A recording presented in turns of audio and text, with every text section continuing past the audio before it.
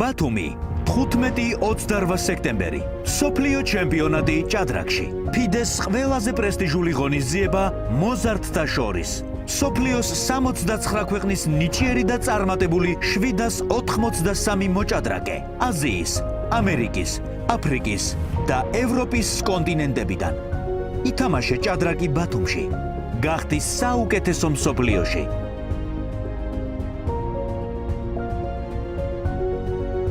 ხარული ვარ რომ წელს ბათუმი მასპინძლობს ჭადრაკის მსოფლიო ჩემპიონატს მოზარდთა შორის მინდა მივესალმო თითოეულ მონაწილეს და წარმატებები უსურვო. FIDE-ს სახელით მსოფლიო ჩემპიონატის ყველა მონაწილეს ვუსურვებ წარმატებას.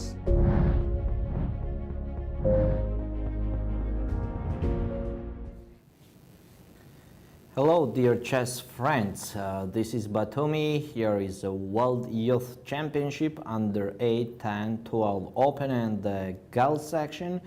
I am Grandmaster Valeri Gaprindashvili and we are broadcasting the games. I will introduce the situation that we have in the different age categories. I will start here with the open section under 8. So on the first board we have Shokjiev against Filipovs. I will announce the scores, the points that they already have. So here we have 9 players with the max score, 3 points out of 3. So they are 4 pairs and one of them went down with a 2.5 pointer opponent. Here on the first board we have with the white 15 rating player and with the black 1345 Filipovs. So this is just the beginning. The move number 5 was just done. I will go to the next game. The next game we have here Mariani against Anapuredi. They also have 3 points, both of them. The rating favorite is the player with the black colors. He has 1698 against Mariani, who is white and having 1306 rating points. The next player here we have Zheng Leroy, Gianni Akash, where we don't have moves yet done. Okay, so here whites are the rating favorite. Zheng Leroy has 1640 rating points and with the black Gianni Akash has 1249. The next board here we have Girado against Bahit Rawan. Here the rating favorite is white. Here is white, who has 1389, and the player with the black has 1166. So this is the last pair with the max score. Another board here we have with the white Trafimchuk Tsihan, who also has 3 points, and his opponent Larry Mark has 2.5 points. Now I go to the open section under 10. Here on the first board we have Mendes against Unsal, and we don't have any moves yet, but I will announce you how many points do they have. So here we have 6 pairs with the max score, 3 out of 3. On the first board, Mendes is a rating favorite. He has 1990 rating points, and his opponent, Unsal Gorkem, has 1697. On the next board, we have Brimenko against Guo, also with the 3 points. Brimenko has 1654, and the black has 1917. next we have also three-pointers. Here we have Kiritopoulos against Lakan, where the black is a rating favorite. The next board we have Young against Kleimenov. Also with the 3 points, the white has 1641 rating points and the black has 1845, so the blacks are the rating favorites. The next board we have Liu against El Husseini. Also with 3 points, having both of them. Here the white is a rating favorite, and the next board we have Tatvidze playing against Anand. So it will be actually an interesting game for me, because first of all with black it is Anand, and you know it is a very famous last name in chess society, and also with the white is playing Tatvidze, who is from Georgia. Now I go to the next section. It is open under 12. Here we have the moves already done also. Here Ding is playing against Mohammadian Sichani. Here the rating favorite is black, the player with the black colors, and his rating is 2117, and the whites has 1979. It's actually very interesting what happened here. So let's take a look at this. D4 knight f6, c4 g6. Yeah, king's Indian. Sorry, it can't be. It can't be. So I think here is some connection issues. It's definitely not the same position as they have on the board. The next board is Udipikala against Gautam Krishna. Here the white is a rating favorite a little bit, 2075 against 1940 that the black has. So that's a London system with the G6 line. Nothing unexpected happening. Next board we have Vaz Ethan against Lysenko. So this player with the white, Ethan, is the same guy that beat yesterday one of the favorites of the tournament. He beat Movahed Sina on the first board, and it will be of course very interesting how he will continue playing. So he was with the white yesterday, he is with the white today, so he has a perfect chance to use that advantage, and let's see how it goes. On the next board with the 3 points also we have Adiredi Arjun against Dao Huang. Adiredi having 1829 rating points and Dao has 2026. Here we have the Sicilian defense. Again, without anything unusual, so both of them has 3 points, I will just repeat. And the last board who has 3 points, this is the pair of Ghazarian against Vamparala. Yes, here we have also the theoretical position. The rating favorite is Vamparala, but Ghazarian is doing a quite good tournament, so I'm sure it will be a very interesting game also. Yes, the Ghazarian is from Armenia, and Vamparala Nikesh is from United States. If I'm not wrong, he's from Seattle. I have very good connections with that city, and I love to see the representatives of that city, and it will be a very interesting game for me how Vamparala will do this game. Let's go to the next section where we have boys, I mean open section. Under 8 we already reviewed, so let's go to the girls section 12.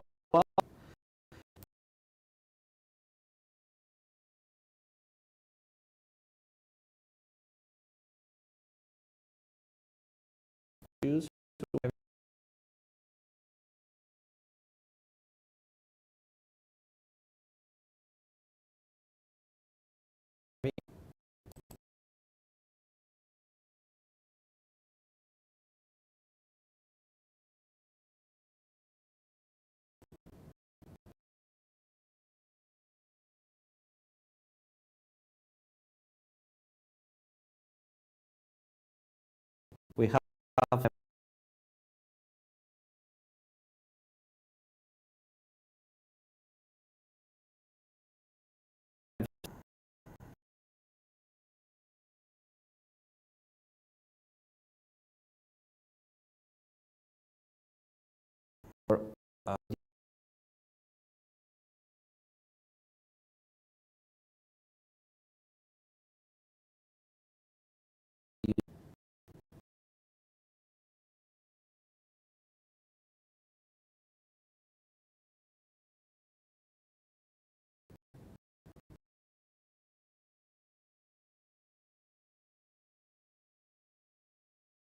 Gupta against Yusefian Maedeh.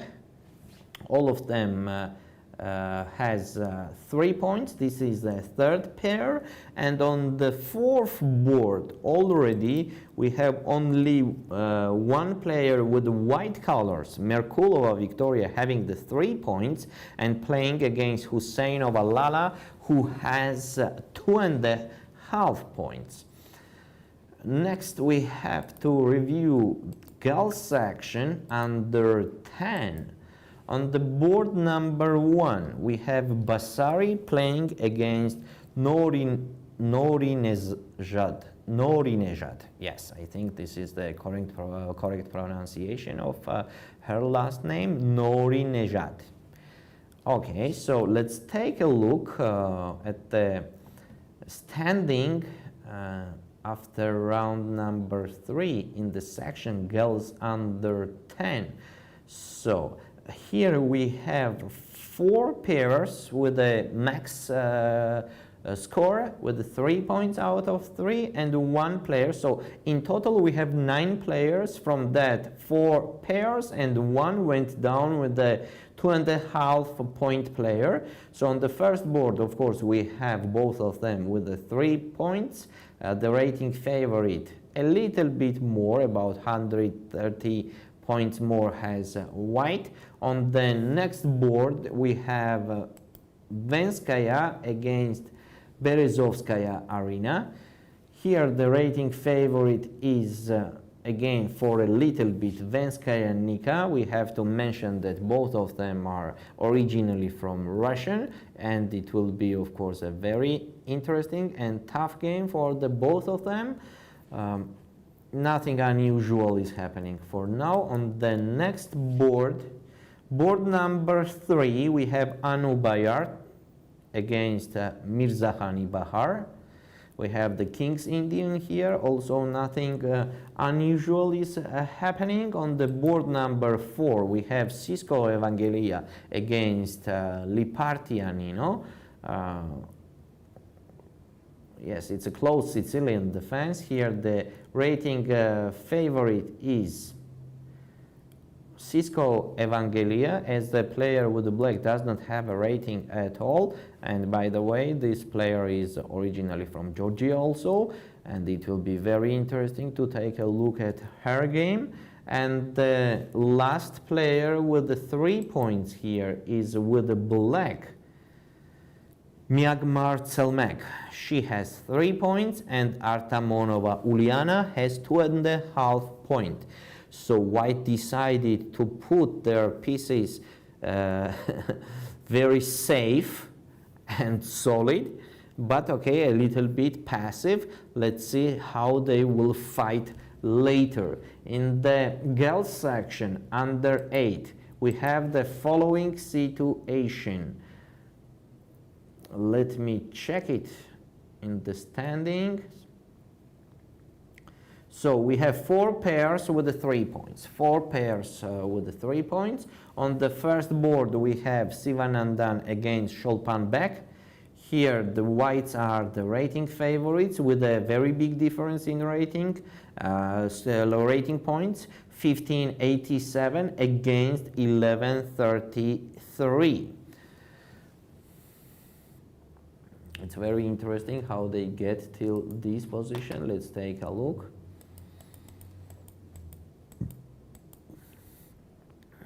It's a Persofintsev defense with black and e5. e5 is an interesting move, mostly for their age. and knight g4, knight d5. So knight c7 is hanging. That's a fact, but black can easily play bishop takes e5 if they, sorry, that was in the game, so let's follow the game. Black capture on e5 and knight played knight f3. Now they are threatening to capture on e5 and then capture on c7. But I don't think it will be a very big trouble for black to support here and protect the things that the whites are threatening. For example, if they play even bishop d6, maybe whites are planning to capture on e7. That's actually interesting what's going on there after all of this. King f8 and knight takes a8. That makes sense. That makes sense. Maybe this is a tricky thing that the white wants. So yes, that was in the game, bishop d6. I wanted to review it quickly, but as a very interesting thing is happening in the age category under 8 girls, I like to stay a little bit more because I feel like whites were prepared on that, and I think they will play the move quickly. So I want to give about 1 minute to this position to see what the white will do. Again and again, I will repeat, this is a very interesting and a tricky position. So I'm quite, I just wonder if the white will capture on e7.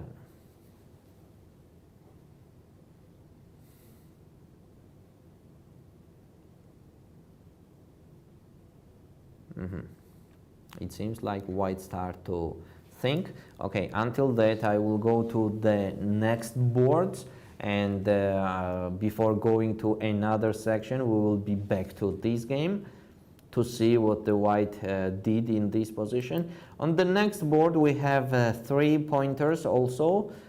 Here we have Zatkovska against Charvi.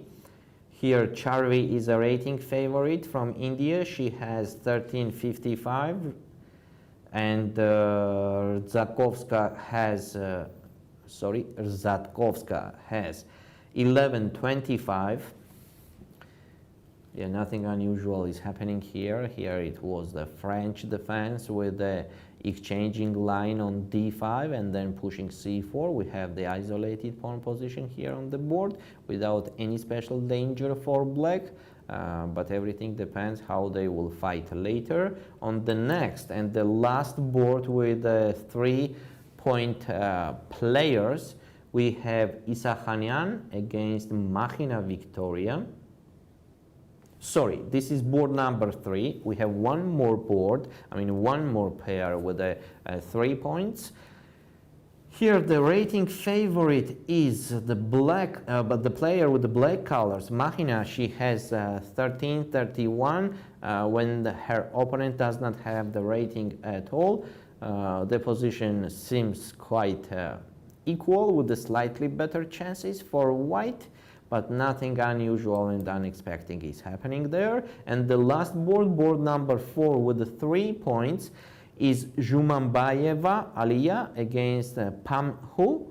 And we have just the beginning of the Sicilian defense. Here the rating favorite is the player with the white, Zhumambayeva, as she has 1159 rating points against 0. I mean that the black does not have the rating for now. And okay, I have to mention that fact that the girls under 8, it's not necessary that the player should have the rating, and it's not like that if she doesn't have a rating she is a weak player. That's definitely not like that. And here we have the provement. They have 3 points out of 3.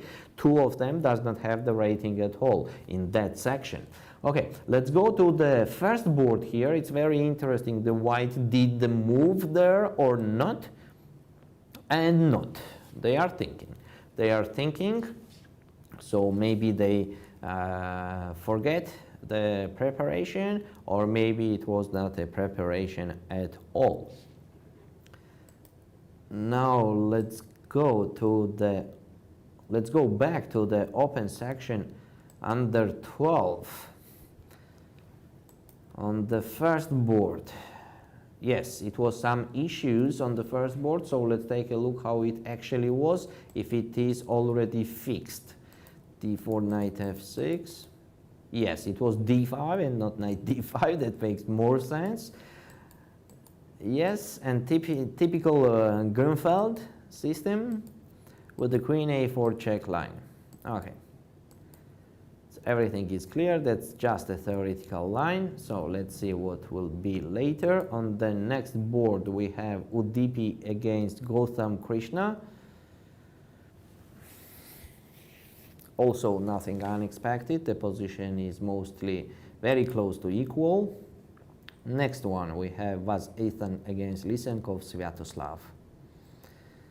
The Sicilian also without any unexpected things. Next board we have Adi Reddy against Dao Huang. Here we also have the Sicilian defense without anything super special going on.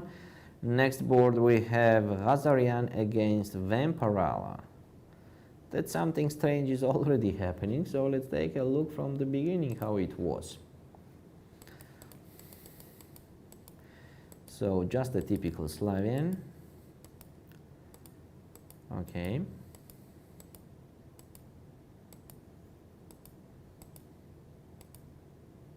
Knight b5, interesting. Take and take. Castle. Interesting position. Whites are pawn down, but they are having the compensation, that's for sure. And for now, on the same time, d4 and the b5 pawns are hanging. So that will be definitely the tough game. Next board, we have Tudor playing against Uskov, Artyom. I think Uskov is, yes, Uskov is the first number of the tournament. He has 2.5 points, and he's with black here. We have the Nimtsovich opening. I mean, the opening is Nimtsovich, and it's just the beginning. Okay, the theory says that this position has to be equal, but let's see how they will continue. And end up with the opening there. Next board we have Robal Matias against Mamedov Edgar. Mamedov Edgar is also top 3 guy by rating points. He is having this position from the Caro-Kann, also very close to equal without any special things happening there. Okay, now we can go to the girls section, under 12. On the first board, we have Kali Ahmed played knight g5. Yes, we saw this position. Let's take a look one more time how it was actually happening from the beginning.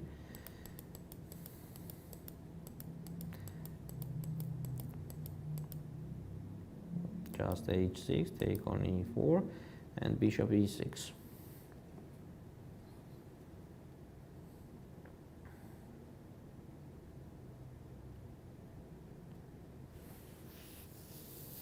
Yes, it has to be slightly better for white because of the development, but nothing so dangerous for black. Let's go to the next board where we have Geladze against Belaya. Let's take a look at the opening, what was there.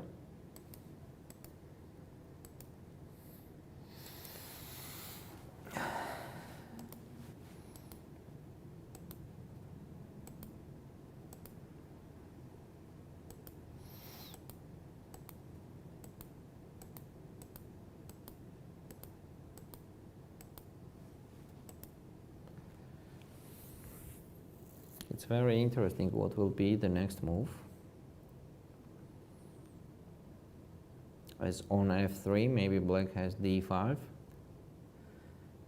I'm not sure about that, but anyway, d5 does not have to be the good move. Now I mentioned that we have queen c5 here, and whites are just gaining the pawn, as that pawn is pinned. So, okay, let them play. I think f3 is the best move, but anyway, let's go to the next game where we have Shubhi against Yusefian. Slightly better for white. That's slightly better for white, definitely. And the next board is Merkulova against Husseinova Lala. Yes, nothing special happening here in the Sicilian defense. Next board we have Abramkina Veronika against Maklakova Naomi with the Carlsbad system in Queen's Gambit. Has to be slightly better for white, but nothing so dangerous for black. Now we go to the open section under 10. On the first board we have Mendes playing against Unsal. Let's see how it was until this. So it was Sicilian defense with the bishop b5. Okay, nothing unusual happening. On the second board we have Birmenko Nikolai against Go Ethan.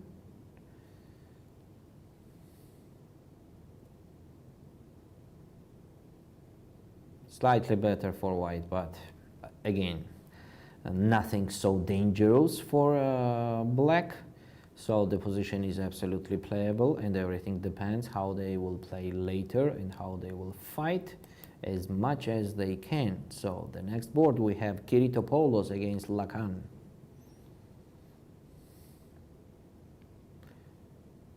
It is white to move, definitely. The last move was bishop b7, the e4 pawn hanging. Okay, white can easily play queen e2 or rook e1, and their position is like with more space. So that's why they will be slightly better in this position. The next board we have Young Maxwell against Kleimenov Nikolai.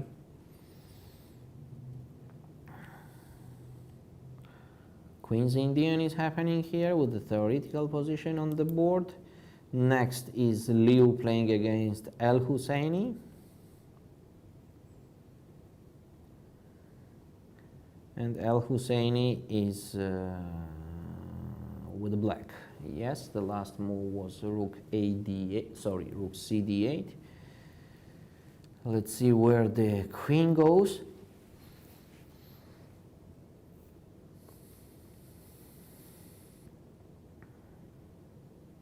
Yeah, maybe slightly better for white, but again, nothing special.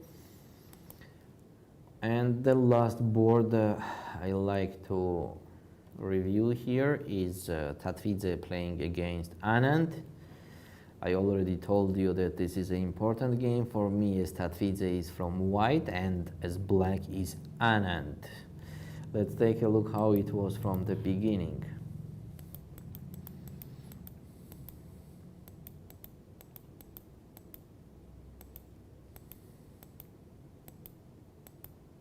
Yes, theoretical position, nothing special is happening here. In the girls section under 10,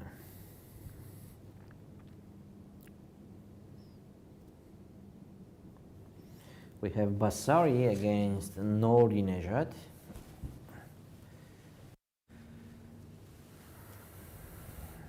The position is almost equal, but that isolated pawn is kind of trouble anyway for black.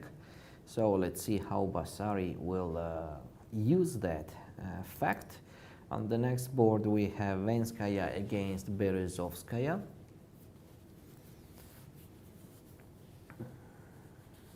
It's kind of strange pawn structure for white. A2, b3 and the bishop on b2 and the pawn on e5. But if the white has a chance, they have to play c4, I think so.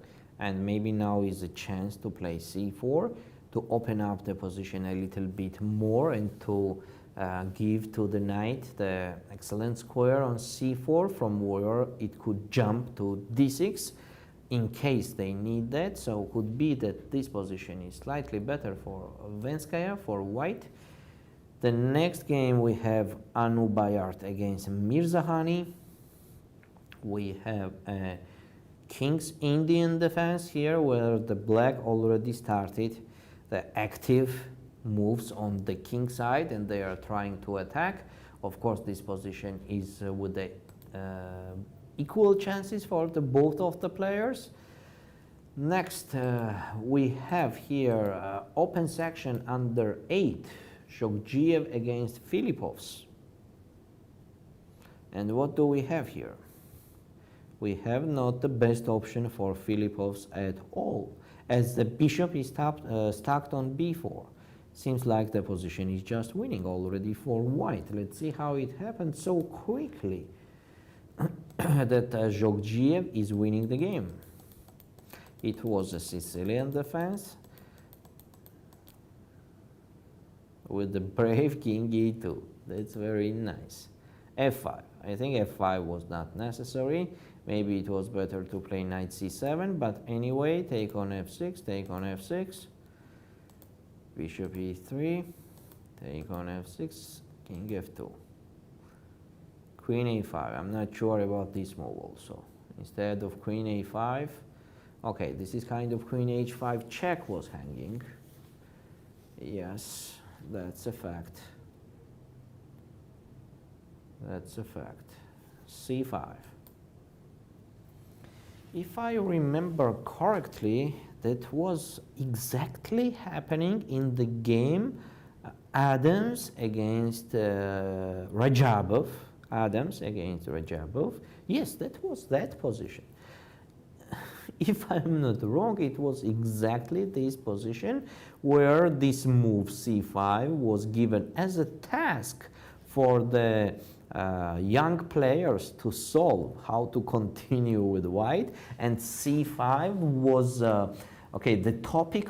I will remember that. That's very interesting thing. That was the topic, how to make the opponent's pawn structure bad, and that c5 was the topic. I mean, the c5 was the best move as. Okay, the explanation here was that black has to play somewhere d5 to improve and develop the pieces. Also, they want to play bishop a6. And after c5, their position is actually bad because they could not capture on c5 because of queen h5 check. And they are losing the piece. So after c5, the bishop on b4 is stacked. Also, queen h5 is hanging. They have no bishop a6 because of a3. Yes, that's correct. h5, queen d4. And now the blacks are in trouble as f6 pawn is hanging. King e7 and a3. Okay, that's it. Okay, in the game there was played some games. It's very good that Shogzhiev knew that idea and he did it perfectly. In the game, sorry, I have the technical issue again. Yes, in the game we have this already. After king f7, I mean in the game was king e7, king e7, a3, rook b8, rook c1. King goes, just take on b4, and queen c3, queen a4, bishop c4. Okay, whatever here, white can do anything. They are just piece up, and the game is over on the move number 20 on the board number 1. Well done, Shogzhiev. What to say? Next board here we have Mariani Kim against Anna Puredi.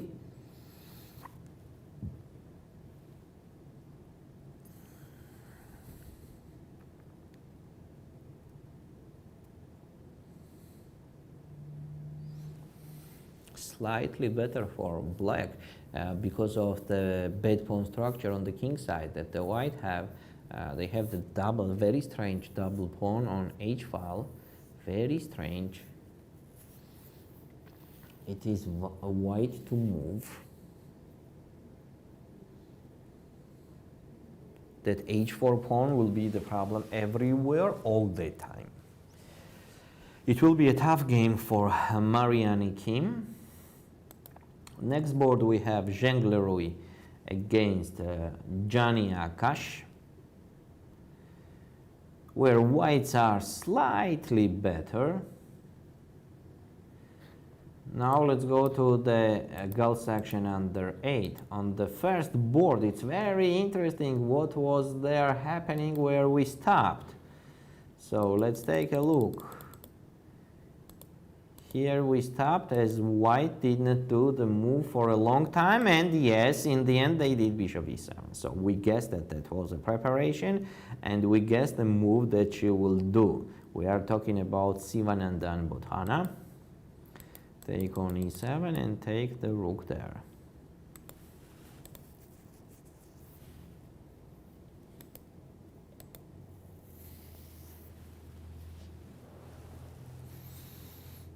I think knight c7 could be done easily.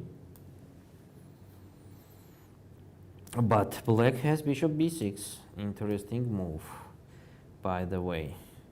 And when we play knight d5, rook e8 check. But I don't think here will be any danger to white if they play even knight e3. I think this is also possible. Okay, let's see what white will do. On the second board we have Rzadkowska against Charvi. I like Charvi's position. It's not like a very big advantage, of course. It is slightly better, but forever, as that isolated pawn is blocked. The bishop on b2 is a very weak piece, and the white does not have any active play, any counterplay, or any attack, or any aggressive things. They just have to hold their position. This is the worst option for the chess player to think about from the beginning, that how to hold the position and how to stay and how to protect. So that will be the tough game from Rzadkowska. And the next board we have Isakhanian against Mahina. Mahina is very active, and the last move that Isakhanian played, c4, this is kind of counter hit, and of course it was already necessary, otherwise the blacks are dominating on the whole board. Let's see how it goes. The position is with the equal chances from both sides. Think so. On the second, on the next board we have Zhumanbayeva against Pamhu. Yes, without anything special happening in the Sicilian defense here. Now I will try to go back to the open section under 12, where Din is playing with white against Mohammadian Sichani. Yeah, the typical Grunfeld without any unexpected things. Here we have the London system with the bishop g7, also without anything unusual. Next we have Vaz Ethan against Lysenkov, where Vaz start to be active from the beginning. It's interesting what kind of decision he will do on h6. He will capture on f6, or he will play bishop h4. Let's go to the next board. We have Adi Reddy against Dao Huang.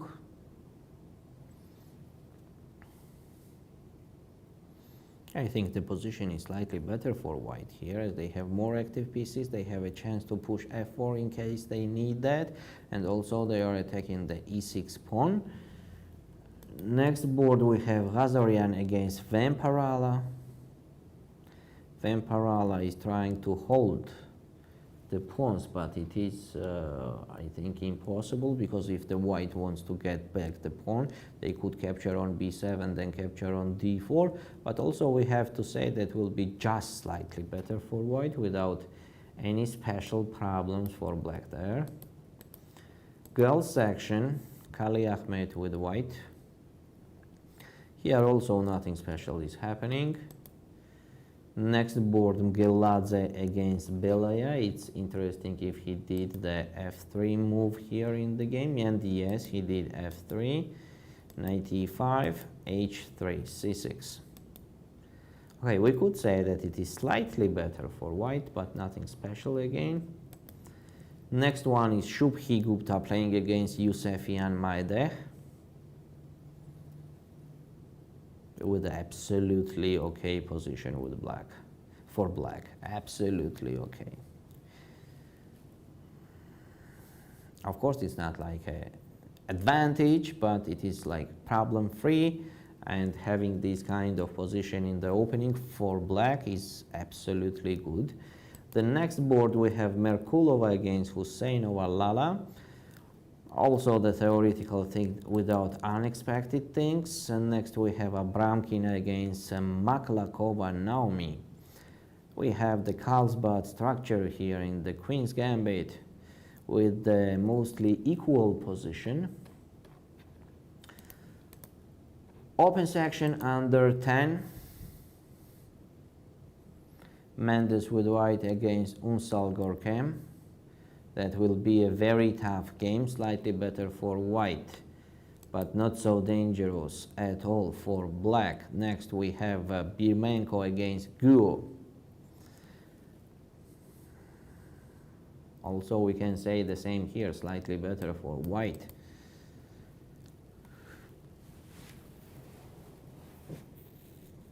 Next board we have Kiritopoulos playing against Lakan. Here I think white has the advantage. Definitely they have the advantage because of the space, because of the b4 pawn, which is quite weak on b4, not supported, and could be hanging soon. Let's see how Kiritopoulos will continue. Next board we have Young against Kleimanov. It's already a good position for black. They are more aggressive. Their pieces are having no problems with developing at all, so actually I prefer here to be black. Next here is Liu against El Husseini. Okay, what to say in this position? We can say that El Husseini is almost equalized, but still having some troubles to solve. Okay, it is just problem-free position for white, as it is an open position with a pair of the bishops, and the black could not like simply capture on b3 because of taking on b3, and then a7 pawn is hanging. A7 pawn is hanging, so that's why they have to be careful with that. And on the last board to review in the open section under 12, this is 3-pointers, Tatvidze playing with white against Anand. Unusual position, too unusual position. Let's take a look how it was. Queen f6. Sorry, after queen f6 here. d4, e5, knight f3, 5. Okay. I don't like the double pawn that white has on the c file, but because of the development, they have the temporary advantage. They have to play active moves, and let's see how they will continue there. In the girls section under 10, on the first board, Basari against Nouri Nejat. The same type position as it was couple moves ago. Next board we have Venskaya against Berezovskaya. Yes, and Venskaya did that c4 that we were announcing. But the black's queen on a6 is on a very lucky position. So let's see how they will continue. I think the white can play just queen f2. Or maybe queen f3. Maybe queen f3 is even better. Queen f3 is even better. Now d5 pawn is hanging. But again, not a big problem for black, but still slightly better for white. Next board we have Anu Bayart against Mirzahani. King's Indian. Mirzahani is active and attacking the king side. Next board we have Cisco against Lipartianino. There was the Sicilian defense with the G3 line. Slightly better for white is there. And Miagmar with the black goes down to the 2.5 pointer, Artamonova Uliana, where Artamonova is quite active and trying to create the problems there, but it does not seem that it's a big problem and with a big accident for black. So slightly better for white, we can evaluate like this position. Open section under 8. Here whites are totally winning on the first board. Second board, Mariani against Anna Puredi. The same type position with the pawn on h4. Next board we have Zheng Leroy against Gianni Akash. What a strange move we are having here. Sorry, so that was not the correct position. This is a position that they are having. This is a position mostly equal. And let's go to the Geld section under 8.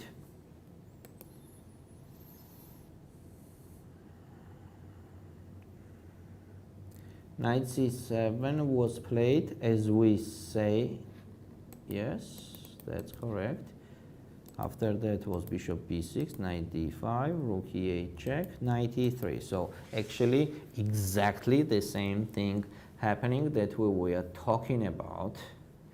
Absolutely the same thing is happening. So Sivanandan is playing like we prepared that opening together. That's very interesting. Okay, let's see if she will reach the target and win this game. Next board is Rzadkovska against Charvi.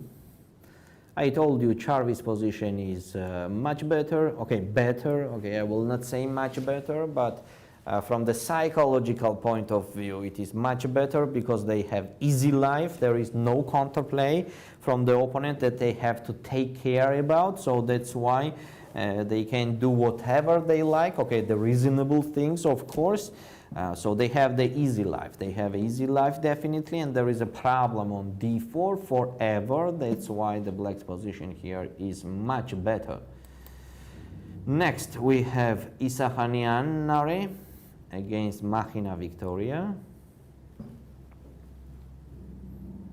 And Isahanian's position seems to me very well here and very good.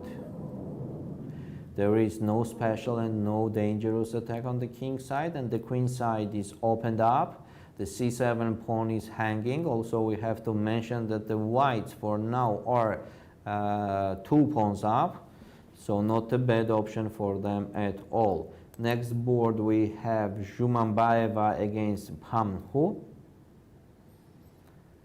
With the knight on a5, it is slightly better for white. It's better position for white. Okay, dear chess friends, we already reviewed the openings of today's round, the top players. So let's see how will be the middle game. And until that, we will do the short break and we'll be back very soon. See you.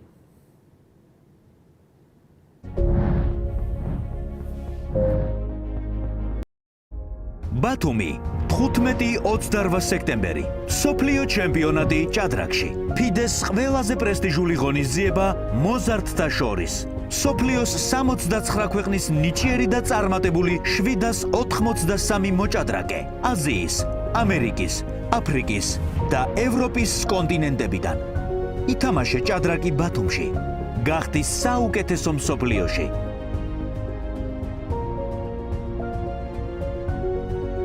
ხარული ვარ რომ წელს ბათუმი მასპინძლობს ჭადრაკის მსოფლიო ჩემპიონატს მოზარდთა შორის მინდა მივესალმო თითოეულ მონაწილეს და წარმატებები უსურვო. FIDE-ს სახელით მსოფლიო ჩემპიონატის ყველა მონაწილეს ვუსურვებ წარმატებას.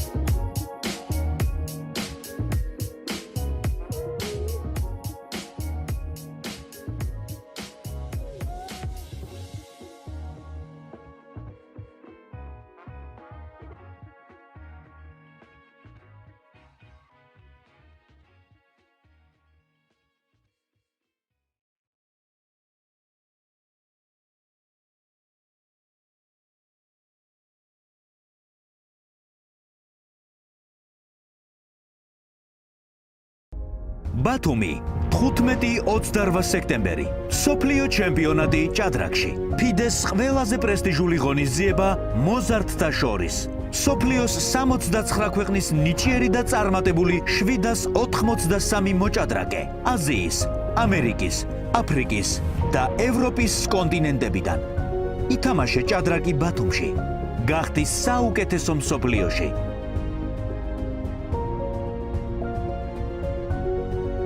ხარული ვარ რომ წელს ბათუმი მასპინძლობს ჭადრაკის მსოფლიო ჩემპიონატს მოზარდთა შორის მინდა მივესალმო თითოეულ მონაწილეს და წარმატებები უსურვო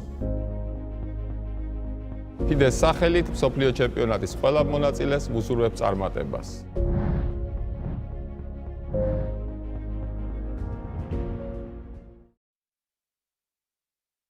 So we are again with you. I'm Grandmaster Valeri Gaprindashvili and we are broadcasting the World Youth Championship from Batumi. We are having the rainy day today and the perfect time to play chess. So let's go to the games open section under 12. Here we have on the first board we have Din against Mohammadian Sichani. Playing a very interesting game. They have the Grunfeld system as an opening, and now the position has changed a little bit, so let's take a look what happened there.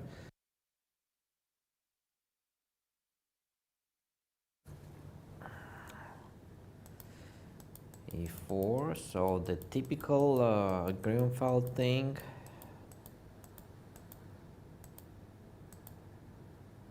E6, E4, take on D5, take on D5, knight D2. Yes, with a very playable position with the equal chances for both of the opponents. White are having more space, so maybe that's why their position is slightly better, but everything depends here how they will fight later. On the second board, we have Udipi against Gotham. But the same type position as before, that was a London system with the G6 line. The position is, okay, what to say, mostly equal. Black does not have any problems, but the white also has a solid position. It's just a fighting here without any unexpected things. And here we have as Ethan, very active on the king side. You see how beautiful is the pawns on the 4th rank. E4, F4, G4, H4. Actually, why not? Why not? Blacks does not have any counterplay, so could be that their position is a little bit tough. As case if the white wants so. So let's see what they will play later. The last move was king b1. Of course, king on b1 is more safe than on c1. So that's why Ethan played king b1. That's clear. So later that g5 is all the time like hanging. But for the on the same time, blacks could play bishop d7 with the long castle later. Okay, let's say that's slightly better for white here as they have more space. On the next board we have Adiredi against Dao.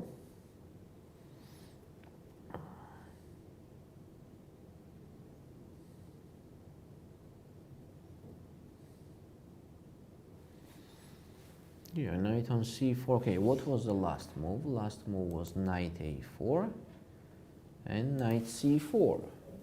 So what's going on? Knight a4 had the idea to get into the b6 square, but now if they go to b6, black could capture that. Bishop takes, and after queen c6, it's a little bit unpleasant. If I don't have bishop a5 move, maybe I have bishop a5 move, because I don't want to put my bishop on b6 and give the black the chance to capture on e4. I don't want that with the white, so that's why maybe I have bishop a5. Maybe I have bishop a5 and the pawn on e6 is hanging. Black does not have d5 as the white will just capture on d5. And then e5 pawn is hanging. So maybe bishop a5, yes, makes sense, because otherwise if I don't play in this position knight b6, then my b2 pawn is hanging. Also, I don't want to give the e3 bishop, and also on the same time I don't want to play bishop c1. Yes, that will not be the best option for white at all. Okay, I was b2 pawn. I was saying b2 pawn is hanging because okay, b5 is also coming, right? And that's why b2 pawn is under the attack, and it's some danger there. Okay, let's see what Adiredi will decide. I think knight b6 still works because of. But I got another idea also, that after knight b6, take, bishop a5, what's going on after h6? As when the white captures on e6, there I will play rook c8. Now c2 pawn is hanging, e4 pawn is hanging, and queen d7 is also hanging. That after queen d7 or king f7, the knight is trapped on e6. So maybe f4 makes sense here with white. Okay, very complicated position. Very complicated. On f4, I think black has queen c2.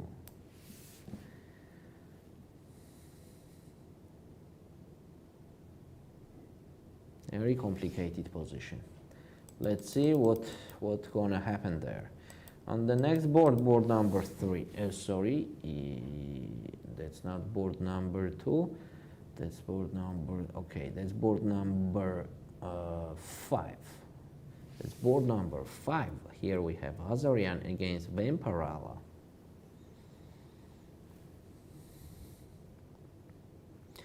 So Vamparala's measure pieces are quite active. The queen and the rook, they are doing the perfect job. They are quite active. So it seems like black does not have a problem here. They does not have a problem. The knight on d4 is hanging. When the knight goes somewhere, also a2 pawn is hanging, just in case. And for example, if the knight goes on b3, with black I can even capture on d1, trade the queens, and the endgame will not be worse for me at all. So, okay, let's say shortly that Vamparala is in a good position from the opening.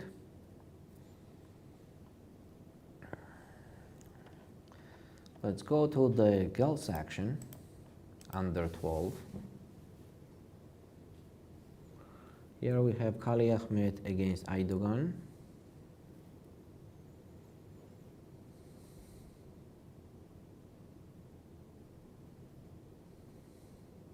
Yes, that's slightly better for white because they have the very active pieces.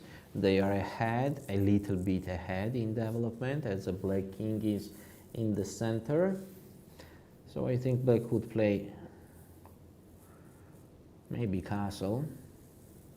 Okay, anyway, there is nothing special happening, just slightly for a little bit better for white because of the active pieces and more space. But of course we have to mention on the same time that the white has isolated pawn, and if couple of the pieces will be traded and they go to the end game, then it will be a big trouble connected to the isolated pawn.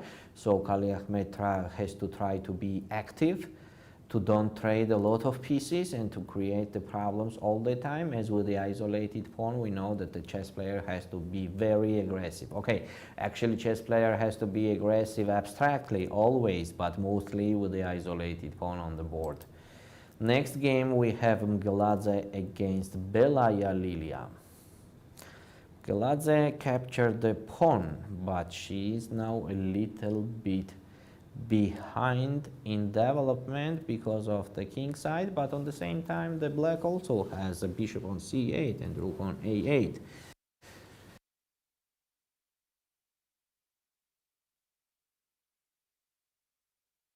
At all.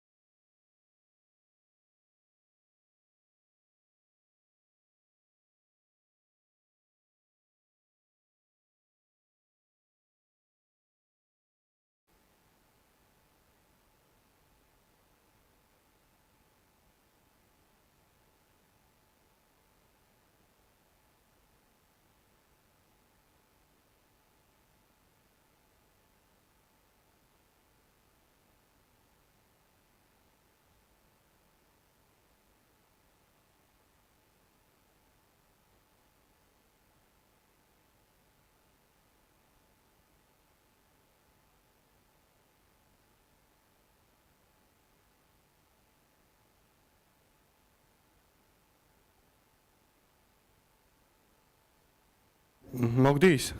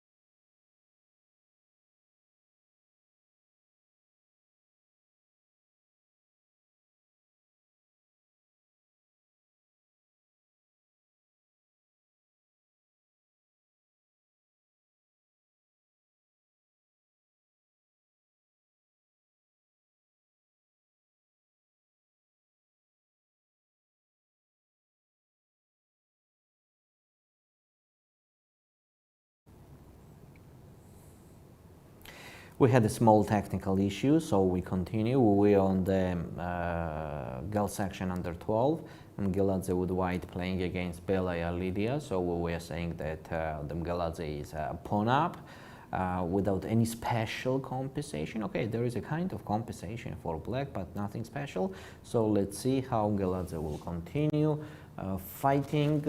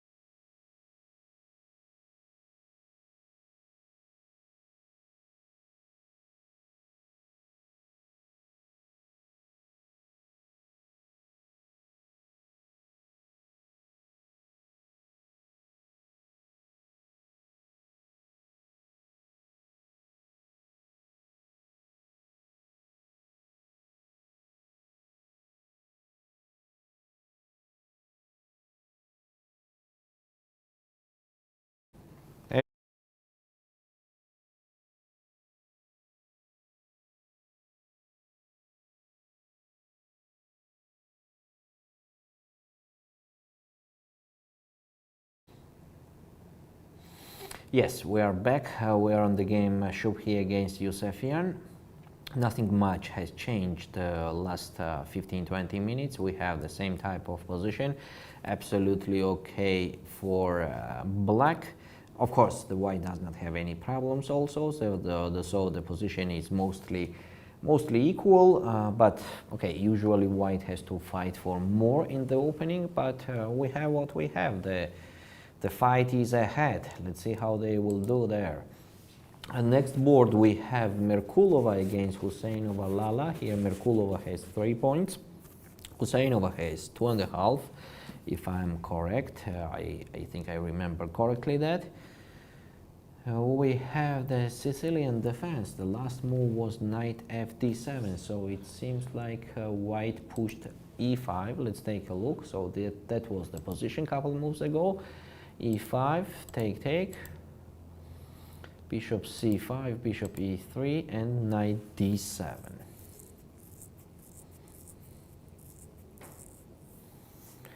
And there is a very logical question, how to support the e5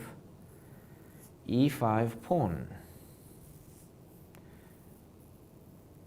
As queen takes e5 is hanging on the same time that knight e5.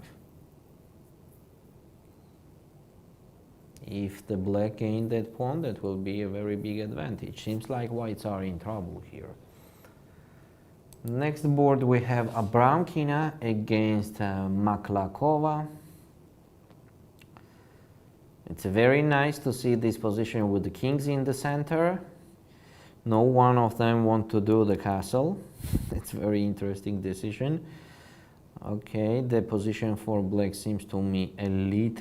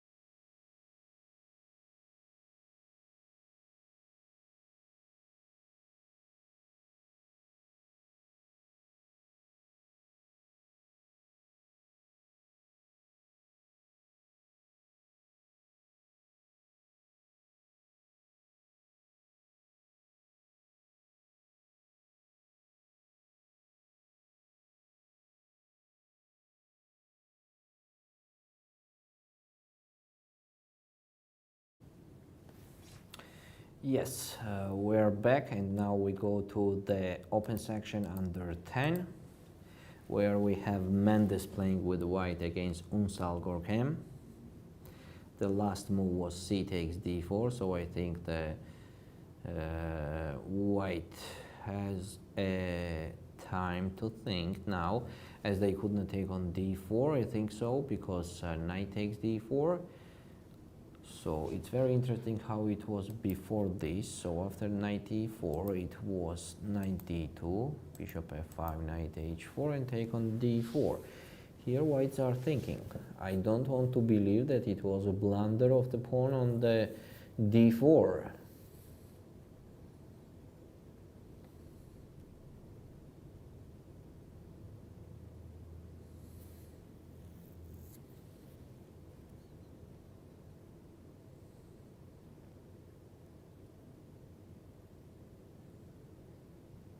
Okay, for example, now let's check it. Knight takes f5, g takes f5.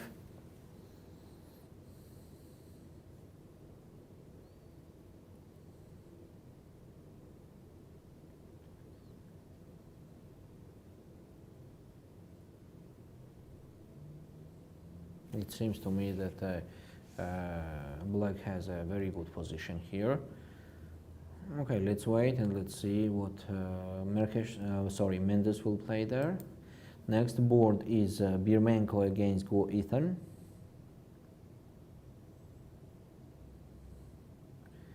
Wow, Go is playing very well, creating the problems. He's ready to double up on the c file to control it.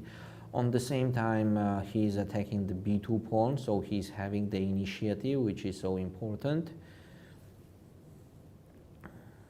Also, white did the last move h4. That's quite clever move, that they want to make their bishop from g2 alive and to put it on h3 to control the diagonal.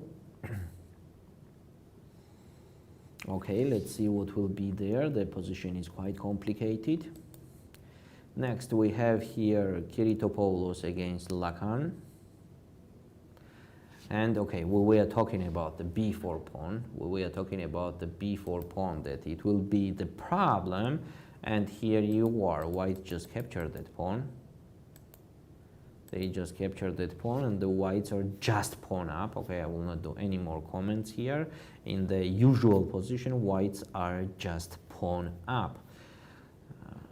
Next board here we have Young Maxwell against Kleimanov Nikolai. where Claymeno has an excellent position. His pawn structure is better.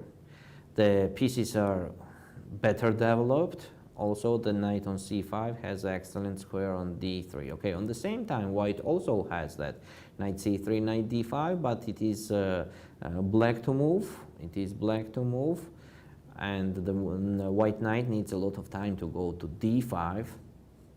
So this is an advantage for black. Next board we have Liu against El Husseini.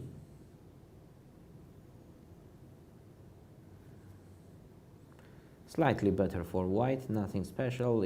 I think it will go to draw this position if there will not happen something special and unusual. I think El Husseini will hold this position. And the next board here we have Tatvidze against Anand.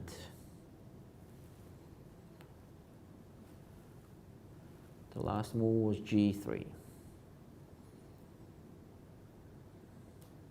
White's pieces are a little bit stacked, that's a fact. They are a little bit stacked. I like black's position more. Here also g5 can be done. And on knight g2, maybe even bishop f3. It's possible, of course, to play bishop f3 and then develop the queen side. Okay, maybe slightly better chances for black. Next we have a Gell section under 8. On the first board we have Valeri against Nori Nejad. White's position is a slightly better, nothing special. Obviously it has to be very close to draw this position, but white gonna try to fight to win the game. Next board we have Venskaya against Berezovskaya. Venskaya is improving her position quite much.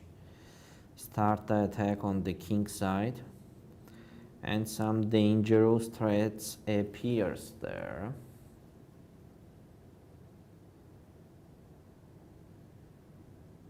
Let's see, that will be a very interesting game.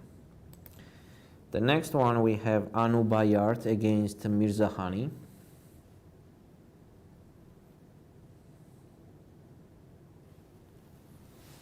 It is white to move. So white could create a blockade on e4, but what's next? What's next? So black's position is like kind of better. They have more mobile pawn structure and more space on the king side, on the same time that white has no counterplay and nothing much to do. Usually they have to attack on the queen side, and this attack is like stuck yet. So let's see. Next board we have Cisco against Lipartia. It is black to move. Last move was bishop d4. Okay, whites are definitely better here. Not like a big advantage, but better. White's position is better. Next board, next section is open section under 8. We already have the first result. Shokjiev beat Filipovs. We are talking about this position, about this game quite much, and Shokjiev did his best, and he is already, his game is already over. He got the 4th victory, and he is one of the players who has best chances to win the tournament. That we can see already, starting with the 4 points out of 4 and winning the game so easy is a very big step ahead. So I think this guy is a main favorite to win the tournament, the open section under 8. Next board, unfortunately we don't have the connection with that. Board number 3, we have Zheng Leroy against Gianni Akash. A very big advantage for Zheng. a very big advantage. Strategically, the position is almost losing. So black has to find some tactical chances to make the position complicated, as if they just continue, then they will just lose the game, because the dark squares are completely weak and unprotected, and nothing gonna protect that dark squares at all, because the black has only light square bishop, which one is also very stacked in its own pawns. So they are in a big trouble. Gianni Akash is in a very big trouble, and he has a few chances for success in this game. Next board we have Girado against Bahitrawan with a pawn on e6. Very nice.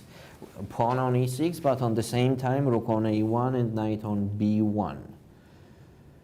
So if the white will hold that pawn, that will be excellent for them. And I think they have all chances to make it be so, because just in case they need, they have rook a2, rook e2. So it gives them a very big advantage. Let's go to the section girls under 8. On the first board, Sivanandan Bodhana against Sholpan Beg Shansaya. We were talking much about this position also, where the white had some preparation in the opening. They gained the exchange, but black got the counterplay, and you see what kind of position is on the board for now.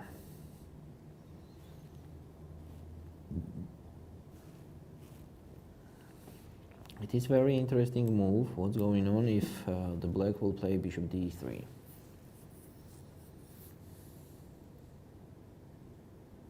There is rook e3, take on e3, and king d2.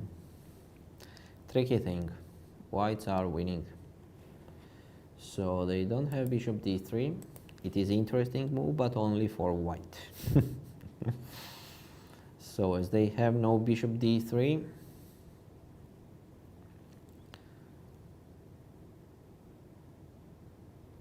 maybe white wants to play g4, but g4 is too risky. So I don't understand how they are getting out from that stacked position. Yeah, the position is quite stacked. I think the black will get back that exchange somewhere for sure, and the position will be totally equal. Let's see how they will do there. Next game is Rzadkovska against Charvi. Yes, nothing has changed. Charvi is improving her pieces, so that girl is doing well. In this age, to play so accurate moves, accurately going ahead, is a very important skill, and she is showing that she has that. The position is tough for white because of the isolated pawn. It is just tough. Next board we have Isakhanyan against Machina. Last move was rook f1, black played rook f3. White capture, so black will capture definitely, they are thinking. I don't know what for are they thinking, but they will capture with the pawn for sure.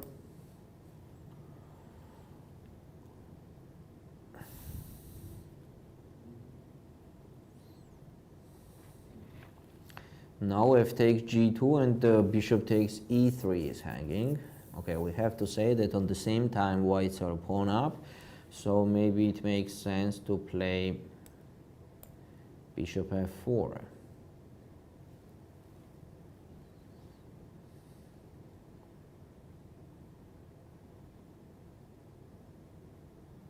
It definitely makes sense. So what was in the game here? In the game white did not capture on f3 yet. This is a position. This is a position in the game. Let's see what they will do there. Next game is Zhumanbayeva against Phamhu.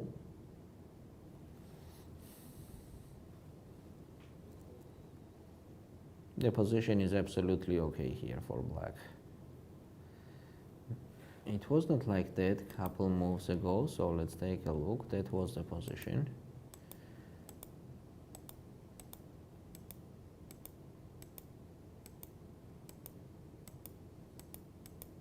Yes, blacks are looking very well. Now I will go back to the open section under 12.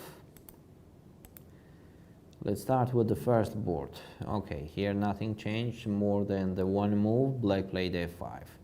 Black played f5. That will be, okay, that was complicated, now it is more complicated.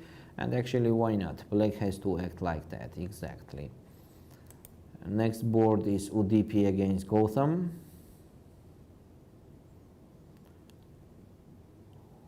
Also, very close to equal. Next board, Vaz Ethan against Lysenkov. So Vaz finally played g5. Let's see how it was. After h4, it was knight b6, king b1, bishop d7, g5, take on d4, take. This is a position.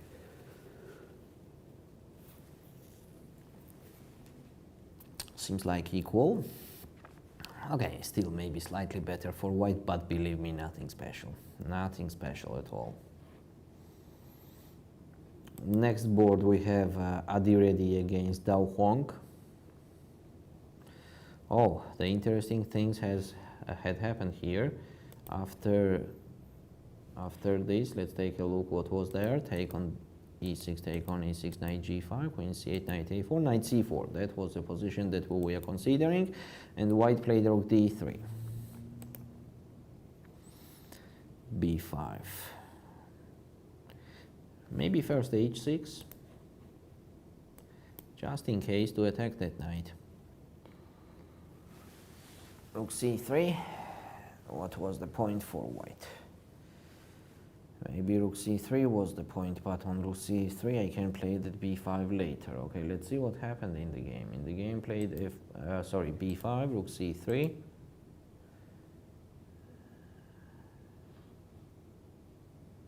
Queen b7. Knight takes e6.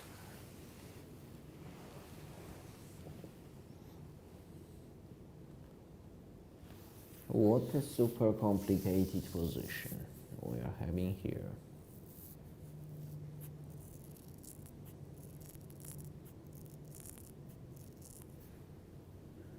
If the black wants, they have knight e4, but I want something more clever for black. Knight e3 and b takes a4 is also possible. Okay, it seems to me that the black has a very good position. But let's see how they will continue. Next board we have Astorian against Vamparala. I think Vamparala just equalized the position. Let's go to the girls section under 12. So today we also have the quiet games. It's mostly unusual in the youth championship all the time. There is something special happening from the beginning, and here they are playing quietly, smoothly. That's very nice to see. I feel like I'm commentating the top level tournament where they are doing the accurately each move and paying their high attention on each move all the time. It's nice to see on this level that they are doing like this. So in the game was knight takes e4, white will also capture that knight. I think it's better to capture with the knight, as if they capture with the bishop, there will be knight f6. Yeah, after knight takes e4, this is a very equal position. Geladze we have against Belaya Lilia. It is white to move. I think white can play queen f2. And then knight c5. So there is the same type of position that was before. Whites are pawn up, and the blacks are trying to get some compensation for that. Let's see. how much compensation they will get. Okay, for now it's a little bit, only a little bit of compensation for the pawn less. Next board we have Shubhi against Yusefian. Shubhi put her pieces very flexible. Knight on f3, knight on f4, excellent. And she will try to attack the king, so she improved quite well. She put the pieces correctly. On the same time, the blacks are a little bit slow. This is a position for the for playing, you know. Both of them has perfect chances. I mean, it has to be very close to equal, but that equal does not mean draw at all. It is just equal chances, and each of them has their idea to attack. White has to attack on the king side, definitely, and queen has to black has to attack on the queen side. Let's see who will be first and who will be better. Next board, Merkulova against Huseinova. Last move was c3. Sacrificing the e5 pawn. If the black capture on e5, that will be very dangerous for them. But still, I think black does not have any problem. The position is dynamically equal. It is quite complicated position. Next board we have Abramkina against Maklakova.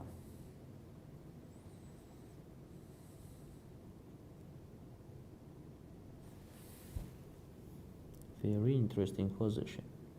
The last move for white was b5. Maybe it was a little bit an unprepared move, as it's not necessary to be hurry here with white.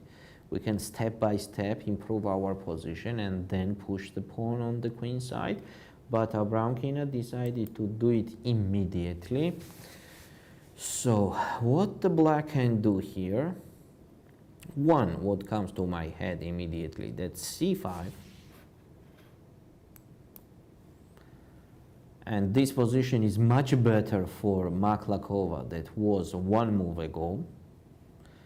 As after c5, the white could not capture on c5 because the knight is hanging on e5. And on the same time, if they don't capture on c5, then the black will push just c4 ahead.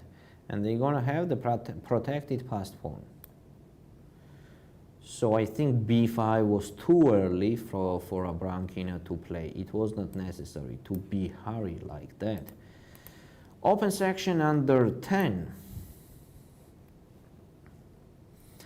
Mendes with white. We are talking much about this game, about this position that they were having here. So I think blacks are totally okay. It is black to move. In case they want to capture, they can capture on d2 and then create their game on the b file. So black's position is like slightly better. We can say like that. Next board we have Birmenko Nikolai against Guo Ethan. Birmenko created a very nice plan connected to put the bishop on h3, and blacks were forced to put their measure pieces on the dark squares, like queen on d8, rook on c7 and b8. It was of course better, much better for black to have the rook on c8 to control the c file, but bishop h3 just avoid this idea.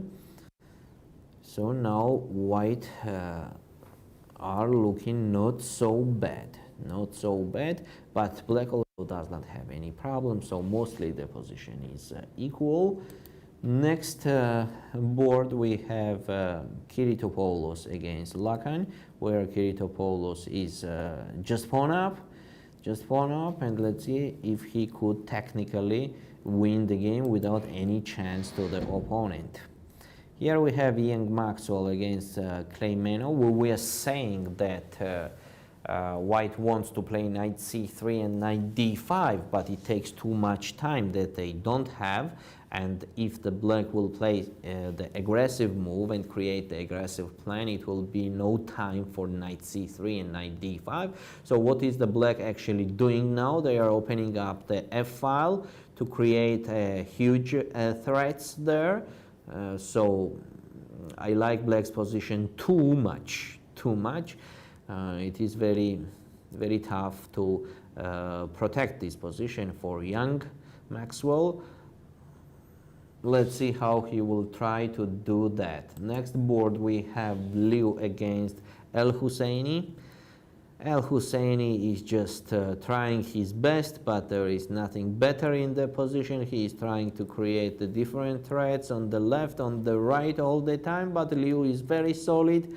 So I think the draw will be the obvious result for now for this game, but let's see. Let's see, of course, everything could happen in this game. The position is mostly equal, of course. And the last board to review in this section is Tatvidze against Anand. So for last half an hour, only one move was done for black. G3 was for white and knight d7 for black. Nothing changed, I want to say that. Girls section under 10. Valeri. Slightly better, the same type of position as it was all the time from the opening. And let's see if Valeri could use her power more than Nouri Nejad. So there is an isolated pawn on d4, but it is well protected and it is very difficult to attack that pawn for white. So both of them, both of the opponents have their strong and the weak sides. Which one gonna use it better? Let's see, but obviously the position has to be equal, of course. Next board we have Venskaya against Berezovskaya on the board number 2. As I told you, Venskaya was trying to create the dangerous threats on the king side connected to the g7 pawn. So that's why black put the knight on e7. Maybe in case they need that knight on g6, they will put that knight on g6 also. On the same time, white has a problem with the c4 pawn.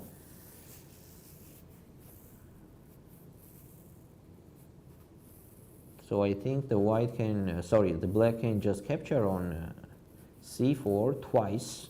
Why not? They will be pawn up there. And it is very unclear what kind of compensation white gonna have for that. But Berezovskaya decided to play knight g6. In the game was played knight g6. So now I think it's time to take on d5 for white and then play knight c4. The position will be like minus plus, okay, very close to equal again. I think if the blacks were getting the advantage, it was possible only with the d takes e4. Next, we have the Anu Bayart against Mirzakhani Bahar. It is black to move, of course, and Mirzakhani is just exchange up, so the position is definitely winning for them. Mirzakhani will end up the game soon, I think so. And the last board to review here is Cisco against Lipartianino, where Cisco has an excellent position and gaining the material on the next move, as both of the rooks are hanging on f7 and a8. It's interesting what was the last moves. After queen e7, white played knight e4, knight b4, a little bit unclear move for me, and after knight d6, the blacks are in a very big trouble. Open section, under 8. On the first board, we already have the result. You know that Shogzhiev won the game. And I call this guy as one of the the best favorite player in the tournament, fighting to be the champion in his section. I think he's one of the best for sure. He's doing a very good tournament. Next board we have Mariani Kim against Anna Purreddy.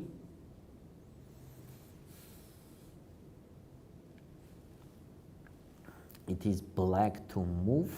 They are pawn up, and they need just the technique of the end game to win this game. They are just pawn up in the end game.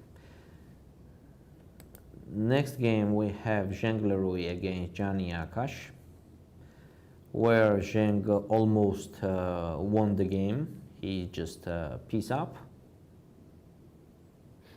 So it's interesting how it was the last moves. This is that was a blunder.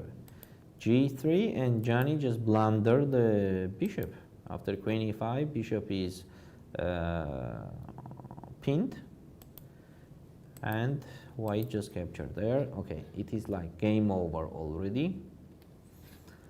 Let's go to the girls section, under 8. The same position we are having here. After b3, black played knight c6, and whites are thinking, okay, that's a time to think for sure. That's a time to think how to go out from that stacked position. As you see, the white's pieces are stacked on the queen side,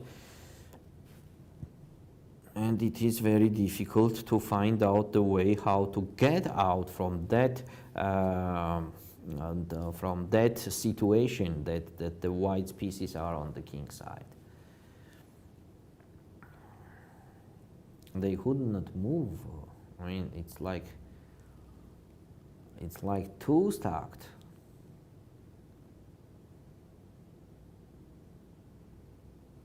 Yes, let's see how Sivanandan will do here. Next board we have Zatkovskaya against Charvi. I was saying that I like Charvi's position, and now we have crazy things happening on the board. Everything is hanging. Everything is hanging. Let's see how it happened. So queen a5 was in the game, a6, the obvious move, bishop c4, bishop e4, knight d2, bishop c2, rook c1, and b6. So the point for black was, if the white queen goes on a3, then they just eat the knight on d2, capture the knight, and they are just piece up, because queen b2 makes no sense. Rook e1 checkmate is hanging. So that was their idea. That's why white were forced to play g3. They were forced to play g3 to attack back the queen, that the knight on d2 will not be hanging anymore.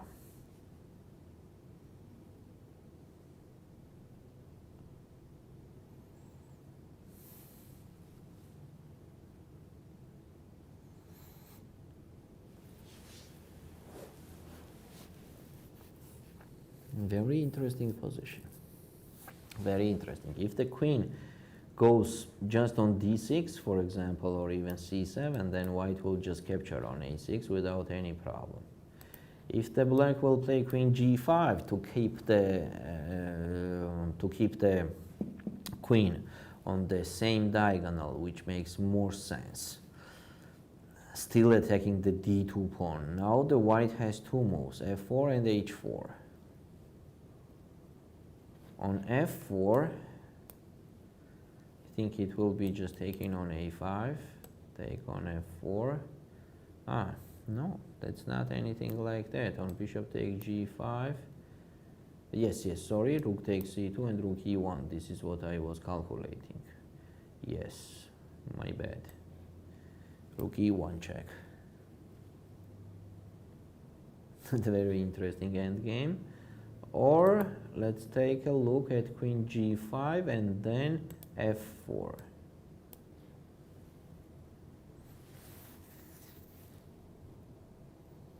That seems much more risky for white.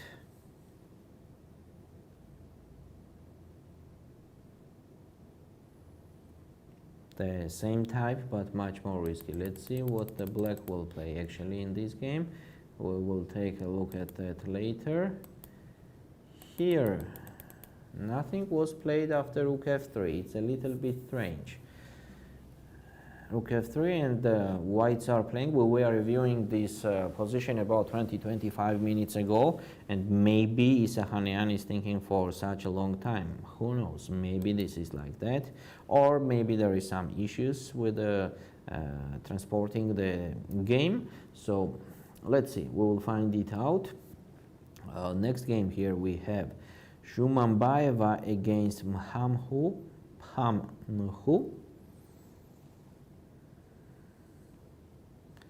Where the blacks are quite active on the queen side and having a very strong knight on c5.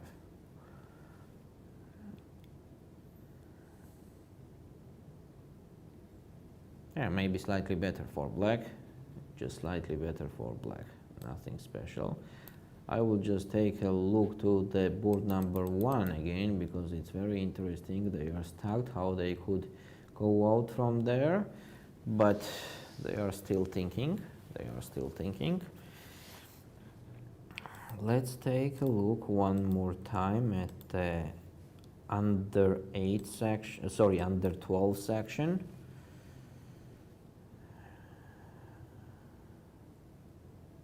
Yeah, white's position is looking better here. It's looking better because of the d6 pawn and the kind of wicking that the black has. I will double check the ratings of this player. That's actually quite interesting. Who is the rating favorite? Because I forget for now what's going on between them.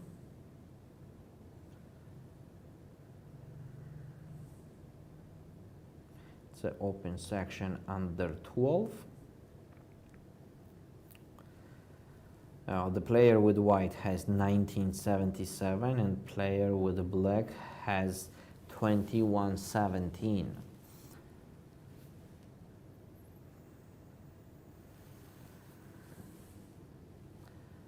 That's very tough game. And actually the good opponents, strong opponents to each other.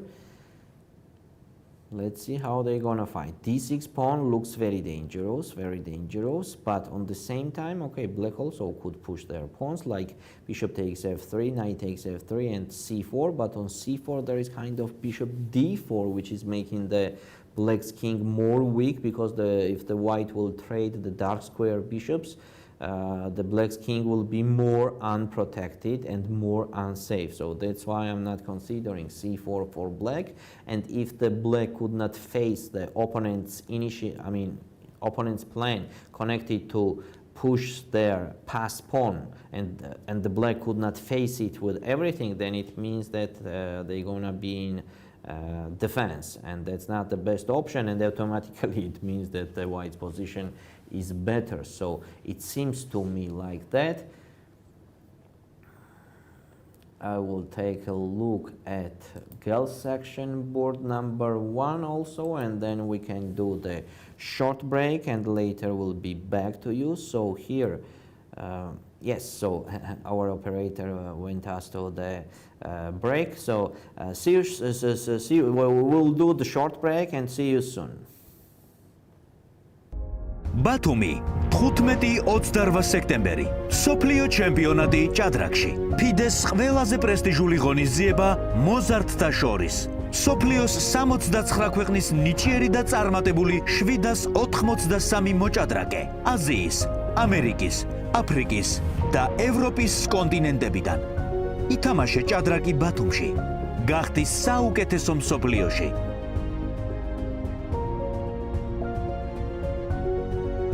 ხარული ვარ რომ წელს ბათუმი მასპინძლობს ჭადრაკის მსოფლიო ჩემპიონატს მოზარდთა შორის მინდა მივესალმო თითოეულ მონაწილეს და წარმატებები უსურვო. FIDE-ს სახელით მსოფლიო ჩემპიონატის ყველა მონაწილეს ვუსურვებ წარმატებას.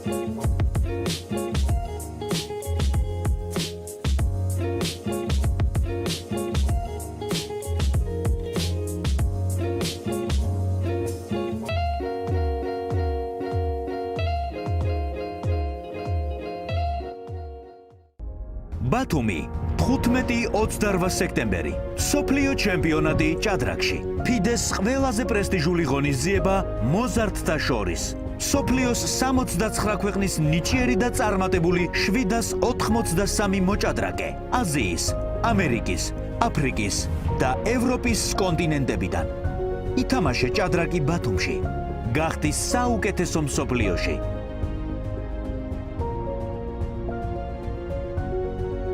ხარული ვარ რომ წელს ბათუმი მასპინძლობს ჭადრაკის მსოფლიო ჩემპიონატს მოზარდთა შორის მინდა მივესალმო თითოეულ მონაწილეს და წარმატებები უსურვო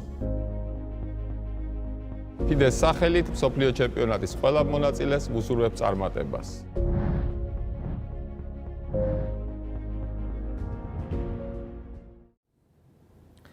We are back and we continue. Let's start with the open section. Under 8 we have some results there. So on the first board we know that Chokjiev won against Filipovs. On the next board, board number 2, the game is in progress. Mariani playing against Anna Puredi, where Anna Puredi is pawn up and the position is technically winning. On the next board, board number 3, Zheng Lerui beat Gianni Akash. So Zheng Lerui already have 4 points out of 4. The next board here we have Girado against Bahit Rawan, where the game is also over. We have a result, we have a checkmate on the board. Bahit won this game. Let's go to the girls section under 8, where on the first board we have a very interesting game. We had a kind of preparation what we are talking about in the opening, where the white won the exchange, but after that black did their best to create some counterplay, and now we have this position on the board. Last move was rook e4. What's the point of rook e4? Let's take a look. The position was like that, and they played rook e4. So what's going on if the white will play bishop g2?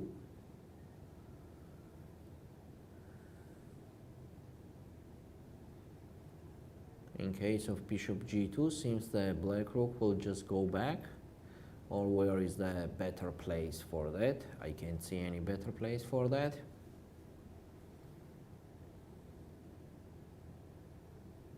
But also going back is minus plus okay, for example, rook e7.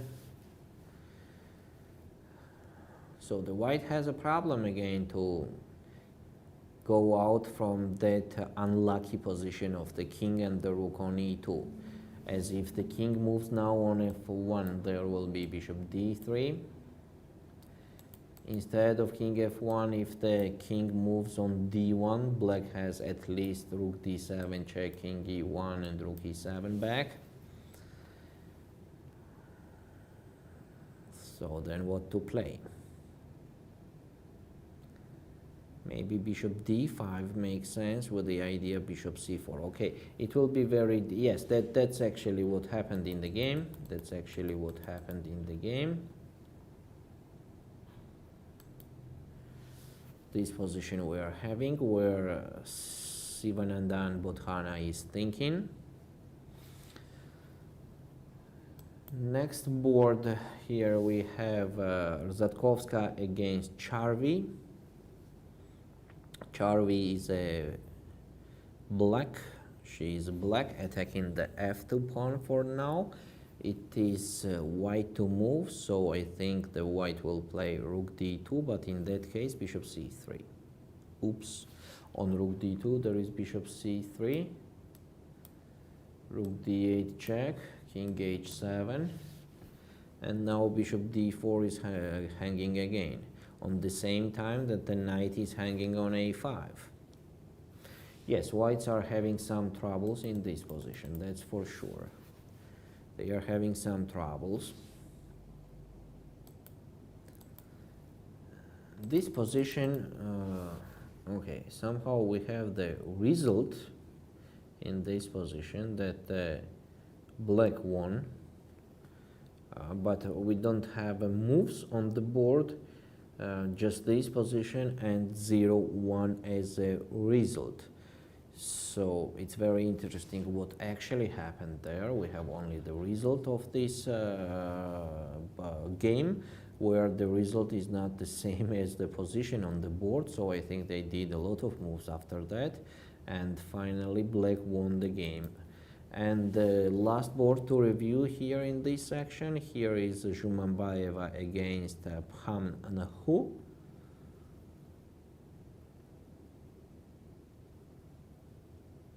Where they are having quite complicated position, mostly equal.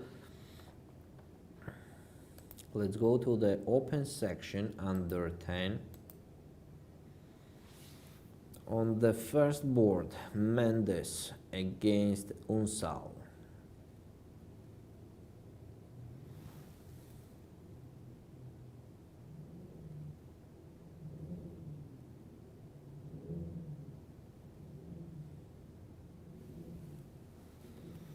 White to move, of course, otherwise the bishop is hanging on f4. Okay, definitely Mendes improved his position. It was not so good before, now it's quite okay.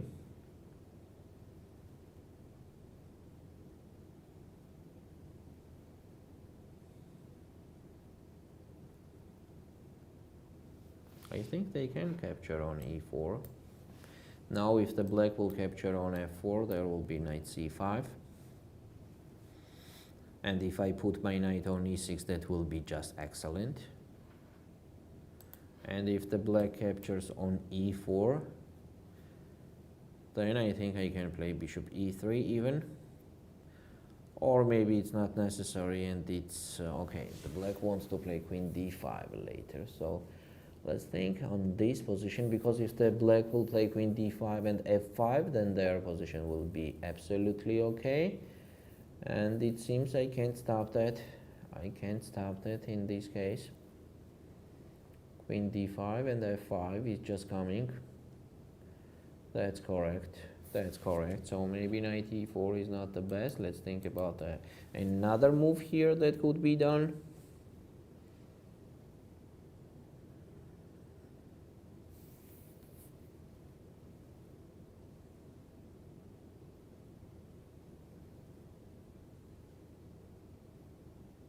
Maybe bishop g3, but in case of bishop g3, I don't want to give that bishop like that. So maybe bishop e3 then. It's a little bit passive also, what I don't like. So I don't like the moves that I'm doing for white. But we have to play something, right?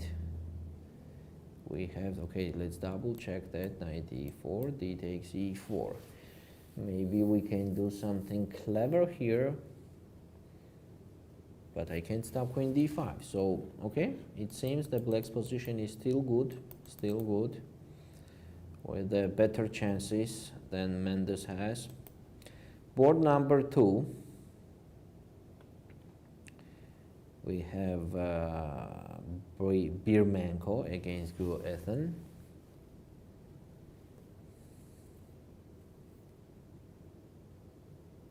Very close to equal, I can say more, very close to draw. If there is anything unexpected will not happen. On the next board we have Kyritopoulos that was pawn up, so he's still pawn up, but he has it, okay, actually, yeah, just pawn up. Blacks activate their pieces a little bit, that's the truth, on a file, so they are doing their best. Lacan is fighting till the end. Next board we have Young Maxwell against Kleimenov with a very unusual position on the board with a queen on g1 and knight on e1. You can't see it every day. That's nice. That's nice. but I think that's more nice for Kleimanov than for young Maxwell, because okay, what's going on the simple king h8? How the white gonna stop f1 queen? So the blacks are just promoting like that, f1 queen.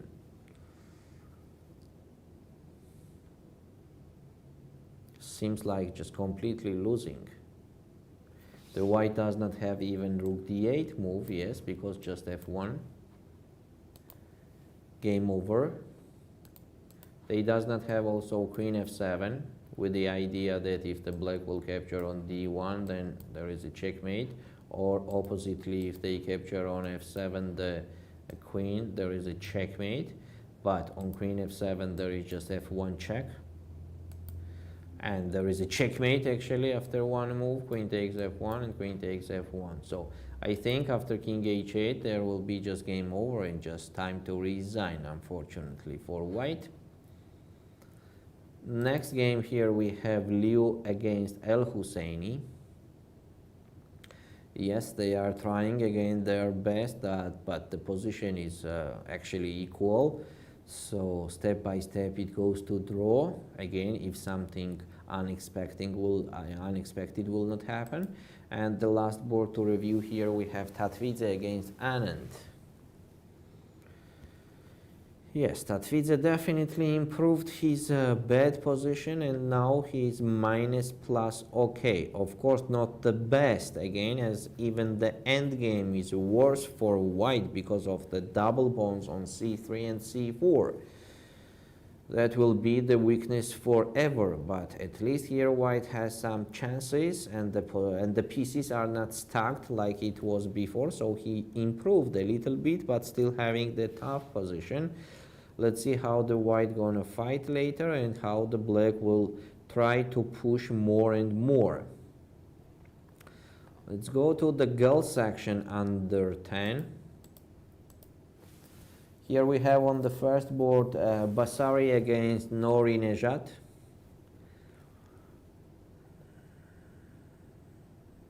The black has a very mobile pawn structure on the king side, g6, f7, f6. It is better than the usual pawn structure. Okay, they have the isolated pawn on d4, but it is very difficult to attack that pawn and to create any trouble connected to that, so the position is very close to draw. Next board we have Venskaya against Berezovskaya.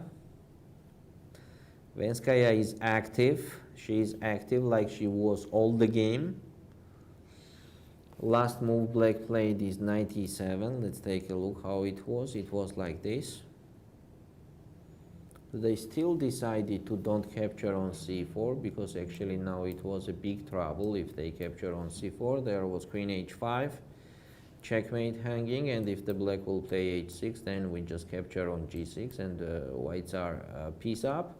So that's why black decided to play knight e7.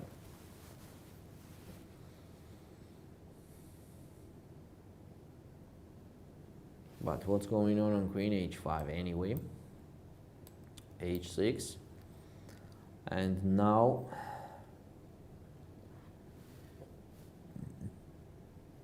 rook g3 or queen g4. So rook g3 makes sense. That's complicated position. That's definitely complicated position. Also rook f1 is possible here.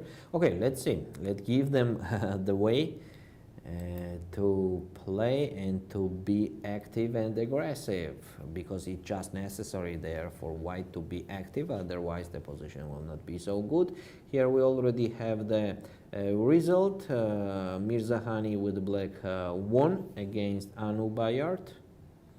And the last board here to review with the 3 pointers. Actually, here we have the result also. Cisco won against Lipartianino. Let's go to the open section under 12.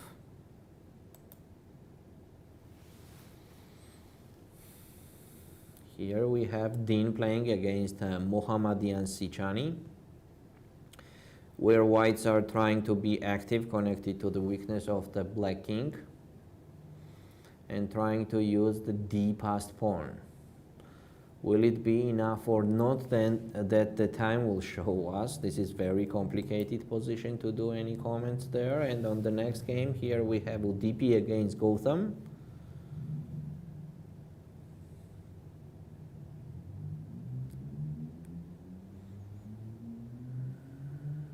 Queen e7 was last move, so maybe here with white I will play knight d4. Trying to put the knight on e6. As I put the knight on e6, that the black will be the only side who have the problems. So knight d4 makes sense, as bishop takes d4 will not be so fruitful for black because of e takes d4, and for example on queen f7 I can put my rook on e6 whenever I like.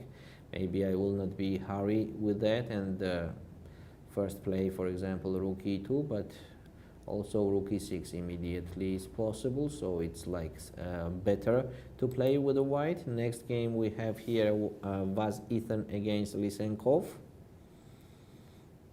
Nothing much has changed in this position for last 1 hour. There is only couple moves done, so it is white to move. And okay, what was the last move? It's very interesting. The last moves were king b8, queen g3, and take on g5. So whites are going to capture on g5 with the f pawn, I think. So let's take, okay, they did the move already. Yes, take on, okay, let's take a look from the beginning. F takes g5, e5 for black, of course, rook d2, and g6. Okay, this position is already advantage for black. This is definitely better for black. So Lysenkov has better chances to win the game. Next game, we have here Adiredi against Dao, with a very unusual position also on the board. Adiredi is with a pawn up, but the black has the clear compensation for that. The pawn range c3, d4, e5 makes a very big power. Also, the white's pieces are not connected to each other. Knight on a6, bishop on g5, rook on f1. That's a lot of space between them, and they are not acting with a connection, with a good connection. So it is black to move.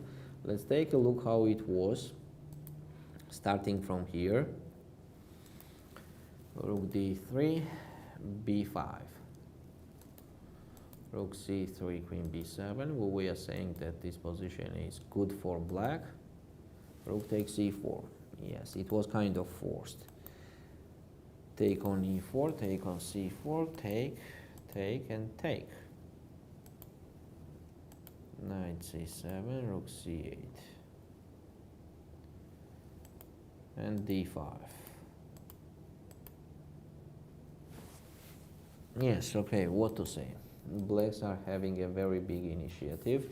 There was the move done. Let's take a look what happened there. On b4, black played rook a8. I'm not sure about that move. I'm not sure about that move at all. b5, bishop takes a3. Okay, in this case, white's pawn on b file also could be the danger for black. But still, that black's pawn range is very strong. Black's pawn range is very strong. Very tough position for Adiredi. Very tough position. It's a very few chances to survive in this game for white. Dao Huang is doing a great game. We have to mention that. And the last board to review there is Ghazarian against Vemparala. Vemparala is doing also a very good tournament and very good game. He had some troubles in the opening, but he did his best. Now we are in the end game, where the black does not have any problems. Okay, obviously it has to be the draw, but a lot of moves to play and a lot of fight in it. If they don't just agree on draw, of course. Because, for example, if I am black, I will play this position. I will not be agree on draw because I have some better chances. I hope so. I mean, black has better chances. Let's go to the girls section, under 12. Here we have Kali Ahmet El Naz against Aydogan Arya with the black to move. With the black to move, with the slightly better position for white, because they have the pair of the bishops in the open position. It gives the advantage, small advantage, but actually forever. So let's see how the black gonna fight to survive here and be solid. So let's take a look at the last moves that was in this game. After bishop c to c5. I'm not sure about c5. I think that was not necessary for now. Yes, that was not necessary. Definitely that was not necessary, because before c5 it was a position like chances to win. Yeah, let's say Rojli. That was chances to win for black, because if they trade some pieces, having the isolated pawn on the board will be the problem for white. And there is no special danger for black here to go to that line that the black did connected to c5. It was just better to play even simple queen d7 maybe. Why not? Or rook e8 and bishop f8, just in case, to make the kings more safe. But after c5, what's going on after c5? Black has no chances to win. And only one side who is going to play to win the game, this is white. And the best future for black is to do the draw. And the best future for black couple moves ago was, of course, to win the game. So they just made wrong something with their future. So I think it was not the best option to play c5 here for Aydogan. Next game we have Geladze Kesaria against Belaya Lilia. So Kesaria is 2 pawns up for now. Okay, the position is just winning. I will tell you shortly, the position is just winning because there is no compensation appears there at all for black. More, I think the white's position is good, and also they are 2 pawns up. Yes, definitely winning for white. Next board we have Shubhi against Yusefian.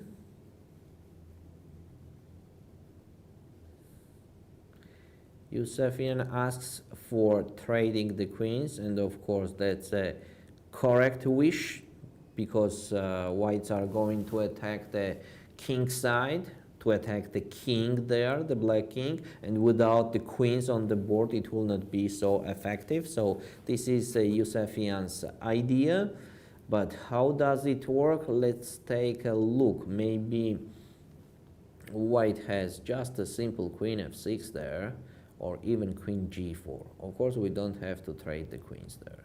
White's position is better, definitely better. Let's go to the next board, where we have Merkulova playing against Husseinova. Merkulova is having the compensation for the pawn down, that's for sure.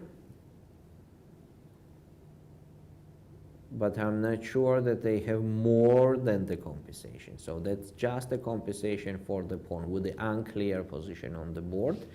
Let's see what will be later. Next board, let's take a look at Abramkina against Maklakova, where Maklakova is pawn down, but having a strong compensation, the good compensation connected to the A pawn,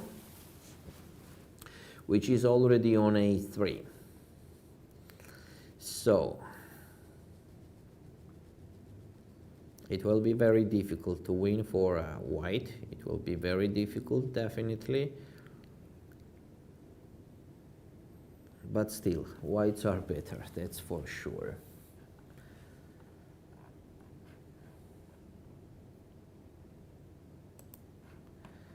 Now I will take a look from the beginning, starting with the girls under 8. Oh, Sivanandan went out from that unlucky position of the king and the rook. Let's take a look how it happened. Let's take a look how it happened. So after bishop b1, knight h4, rook e4, bishop g2, go back, take on c6, take on c6, and knight g2. Excellent, excellent decision. Yes, the game is over now. The game is just over. Here the game is over. Easy winning for white. So Sivanandan gonna have 4 points out of 4. That's an excellent result. Next board we have already done. Here Charvi won, as we are saying, from this position. That's very interesting. So it was like that. G3, black capture on a5, take on g5, bishop g6. Take on f4. The black's pieces are more active and they are having the extra pawn. Now they have 2 extra. Yes, we stop on this position. Bishop c3, and exactly happened the same thing that we are talking about. After bishop d4 they are in trouble, and yes, it just h pawn goes to the queen. So Charvi won. She has 4 points out of 4. The result of the third board we already know. Here black won, Mahina won against Isakhanyan. And the last 3-pointer, which is playing with white, is Zhumanbayev Alia. Yeah, improving much. So getting some chances for the successful ending of the game. But still unclear, of course, still unclear. Let's see how they gonna fight there. Boys under 8. First board ended up, we know that, white won. Second board also ended up, black won. So Anap already has 4 points out of 4. Next board also done, Zhenglerui has 4 points out of 4. So this is it. Here all favorites finished their games. This is open section under 8. Let's go girls section under 10. On the first board, Basari against Norinejad.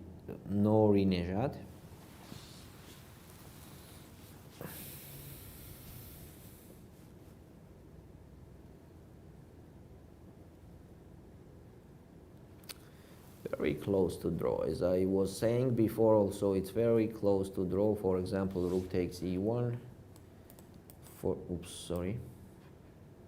Rook takes e1, rook takes e1, and rook e8. Has to be the draw, but let's see. Next board, Venskaya against Berezovskaya.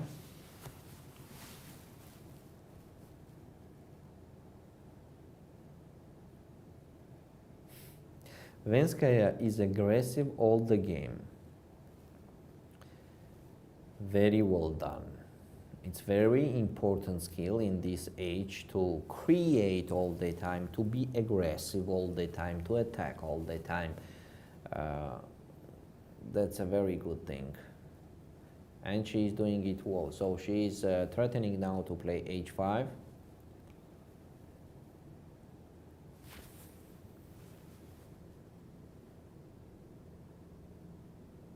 Yes, so I just want to play h5. How to support that? And the game was played rook c7. And after h5, where this knight goes? On e5. Yes, on e5. Where else? Okay, anyway, whites are better, and let's see. I just think that Venskaya will win this game, but it will not be so easy, of course, because Berezovskaya is also doing her best there. Next board we have Anu Bayart that lost against Mirzakhani, and Cisco won against Lipartianino. That's girls under 10. Then the open section under 10.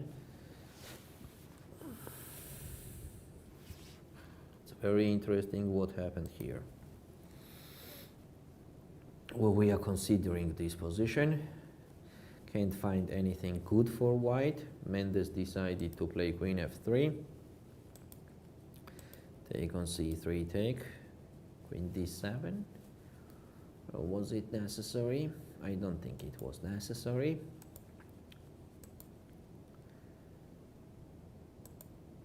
Two passive moves. Two passive moves. Sorry.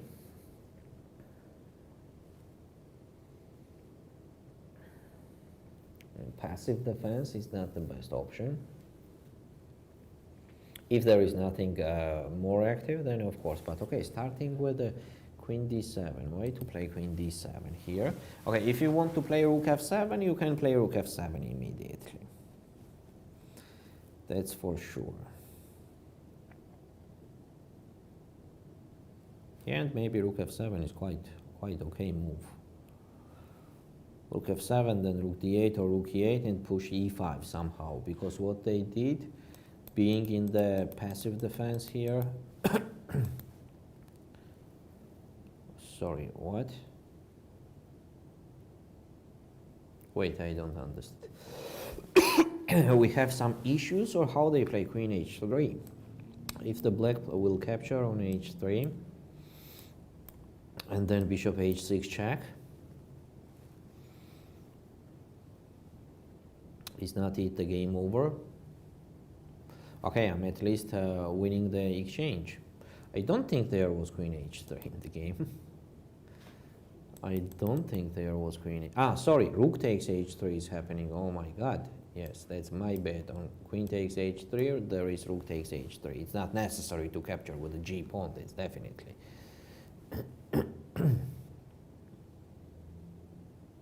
But now they are having e5. Okay, I don't. Okay, I'm on the same mind. I don't understand the queen h3 move. What's the point of queen h3? Why to do so?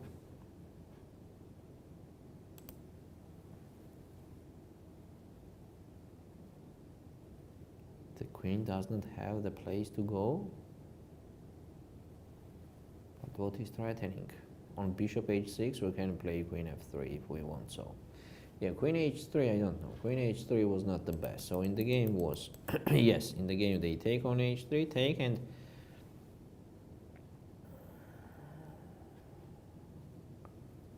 rook b8, even, yeah, rook b8 will be interesting. Rook b8 and then rook b2 threatening. On rook e3, I have rook b2 anyway, and that pawn on e7 is not hanging yet, because there will be the checkmate on the first rank. Okay, I like Leg's position here more. I definitely like Leg's position more. I was talking about e5, but I don't think that it's working, because capture and yeah, everything is protected and everything is okay here for black. Okay, I don't have this thing. Here, rook e8, for example, they just a bishop g7 check and taking on e8, or the same on rook e7, taking here. Nothing good is happening here for white. Sorry, for black. That's why I will not play e5, and I will play rook b8 here. Let's go to the next game. Here we have Gu with the black and Birmenko with the white.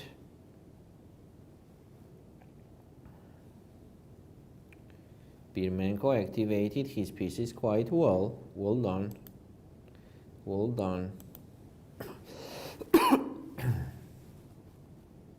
He's controlling the C file, so he's not risking anything here. More, he could create some troubles.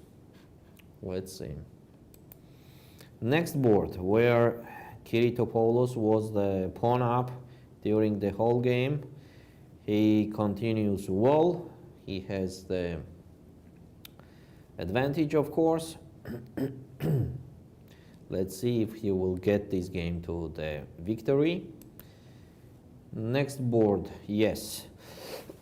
We are talking about this game, that there was nothing to continue, and they didn't continue. They resigned in this position. Black resigned in this position, so white resigned in this position, so Kleimanov has max score 4 out of 4. The next game here we have in progress. This is Liu against El Husseini, where they are trying to create something, but there is nothing actually happening in their position. So I think, as I was thinking from the beginning, it's a very obvious result to have the draw here. And the last board here to review, this is Tatvidze playing against Anand. Oh, Tatvidze improved much, so this guy is doing well. This guy is doing well.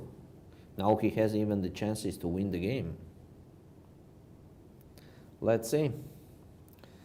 Let's see. Until that, let's go to the girls section under 10.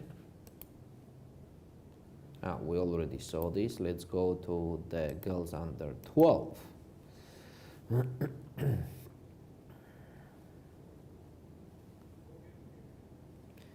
Here we have Kali Ahmed against Aydogan. The position is with the same style, slightly better for white. Let's take a look.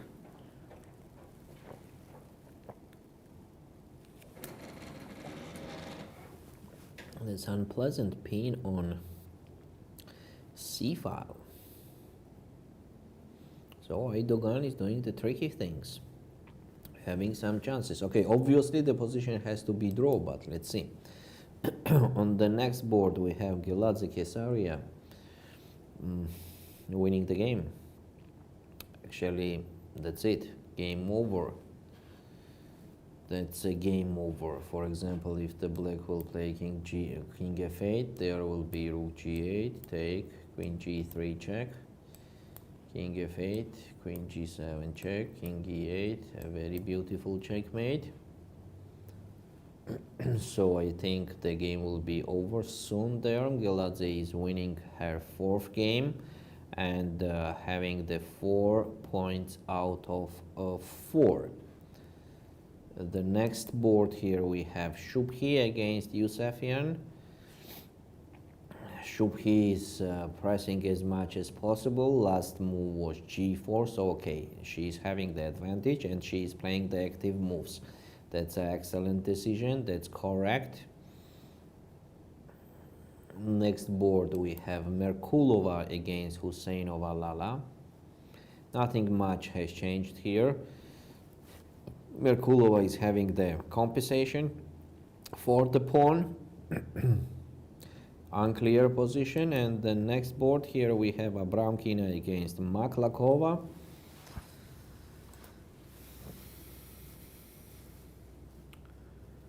It is white to move. That will be very difficult to win for them. That will be very difficult. They are 2 pawns up. But I think it was better to make the pieces flexible, to activate, improve them, than to run after the pawns. So here the black king is already active, helping with the problem, solving the problem connected to the D passed pawn that the white has. And on the same time, black has the perfect counterplay on e2, so I think in this game everything could happen. Still, black is fighting for draw, but anyway. So now I will take a quick look at the new results if we have here, and after that we will go to the short break again and then come back with the end games of the games that are in progress, and let's see what is interesting waiting for us. So see you soon. ბათუმი 15-28 სექტემბერი სოფლიო ჩემპიონატი ჭადრაკში FIDE-ს ყველაზე პრესტიჟული ღონისძიება მოზარდთა შორის სოფლიოს 69 ქვეყნის ნიჭიერი და წარმატებული 783 მოჭადრაკე აზიის, ამერიკის, აფრიკის და ევროპის კონტინენტებიდან ითამაშე ჭადრაკი ბათუმში გახდი საუკეთესო მსოფლიოში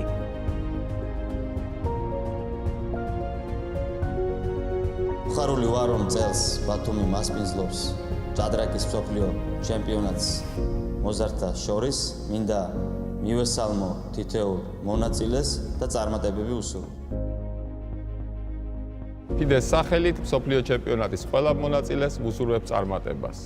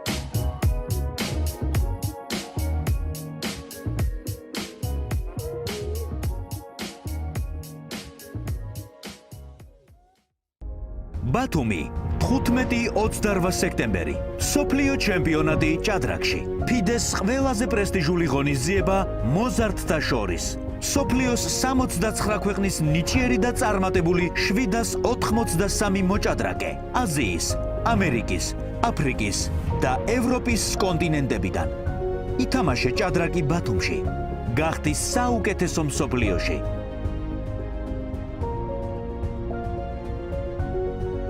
ხარული ვარ რომ წელს ბათუმი მასპინძლობს ჭადრაკის მსოფლიო ჩემპიონატს მოზარდთა შორის მინდა მივესალმო თითოეულ მონაწილეს და წარმატებები უსურვო FIDE-ს სახელით მსოფლიო ჩემპიონატის ყველა მონაწილეს ვუსურვებ წარმატებას.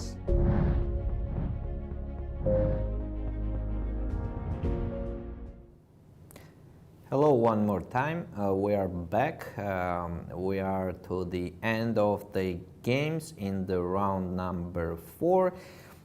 We will start with the girls section under 8. On the first board we have Sivanandan against Sholpanbek, still in progress. Still in progress. It is white to move. Of course the position is completely winning for white, and I think soon they will end up the game. Next we have already the result. The black won, Charvi won. Next board also we have the result where the black won, that was Machina Victoria. And the next one here we have in progress. This is Shumambaeva against Pam Nhu. So Shumambaeva was improving her pieces very well, and now it's almost winning position. It is a huge attack on the black's king happening, and of course it will be just unbelievable, I can say like that, to survive here with black, as the whites are on the same time the pawn up. So I think this game will be also finished soon. Shumambaeva will win this game definitely if something very unusual will not happen. Let's go to the open section under 8. On the first board we already have the result. Shogzhiev won. On the second board we also ended up. So here all the favorites done. Let's go to the girls section under 10. On the first board, which is still in progress, Basari against Nori Nejad. The same type of position, where nothing much is changing. Whites are trying her best. So let's see if they will create some troubles to the opponent. Mostly the position is very close to draw, but let's see as they are still fighting. Next game, Venskaya against Berezovskaya, still in progress. 95. So we are talking about this position, we are considering this move, and this is what happened. Let's see how Venskaya will continue her aggressive play.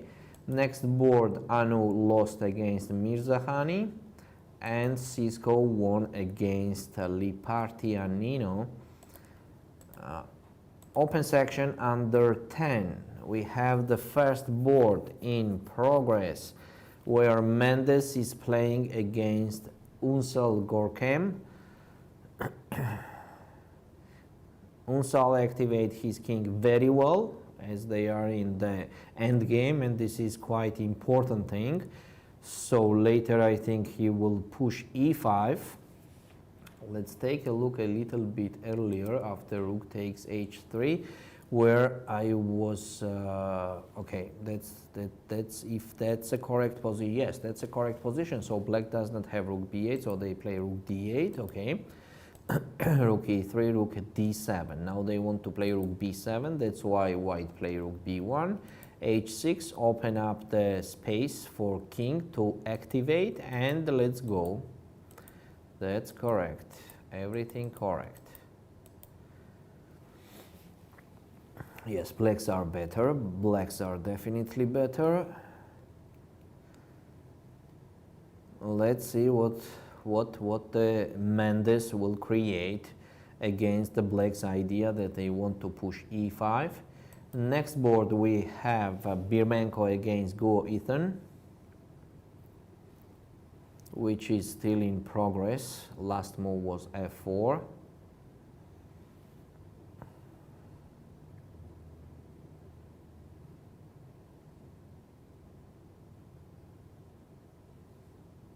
Yes, it actually seems equal, with the equal chances. Next board, Kiritopoulos against Lakan. Here we have the result already. They finished in this position. So Kiritopoulos won. Next board we already have the result. Black won, Kleimenov won. Next board we have Liu against El Husseini. And where is that knight? On c1?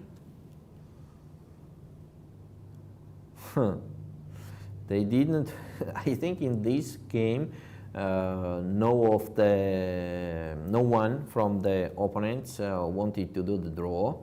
They are risking as much as they can. So now the black knight is on c1 somehow. Let's see what happened. What was the last moves here? That was the position.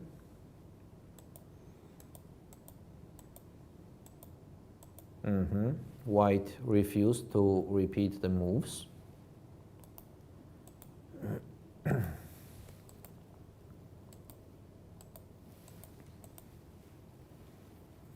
And knight c1. White could, of course, play bishop e6 and to don't give the pawn on a2, but they play bishop c2, very tricky move. And now if the black will capture on a2, it's very interesting what's happening here.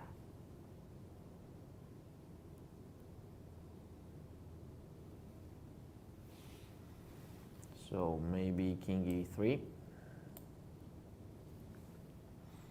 My idea with white is to play king d2 and then bishop b3 to trap the knight. How to stop it? How to stop bishop b3? c5, the only option.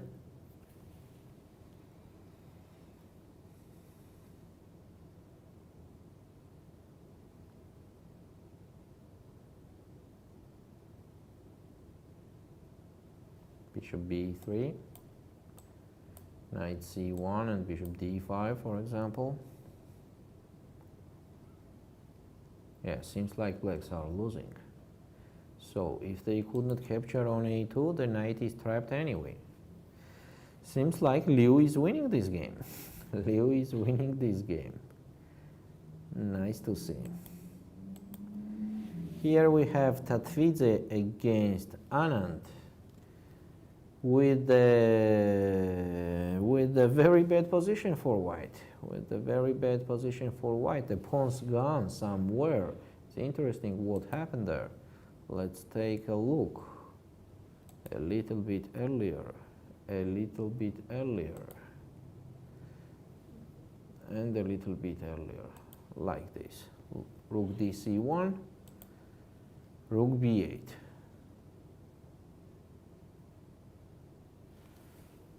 c5 does not work. That's a problem here. c5 does not work. Black will capture. And on this they can play rook takes b1. And on rook takes b1 there is knight c3 fork. That's why c5 does not work. Rook c2. Yes, here black got the advantage. With the b file, of course, they have the advantage. Black is just waiting, and white is just waiting, and blacks are just improving. Okay, this is definitely losing. Anand will be the guy with the 4 points out of 4. It seems like that. Girls under 12.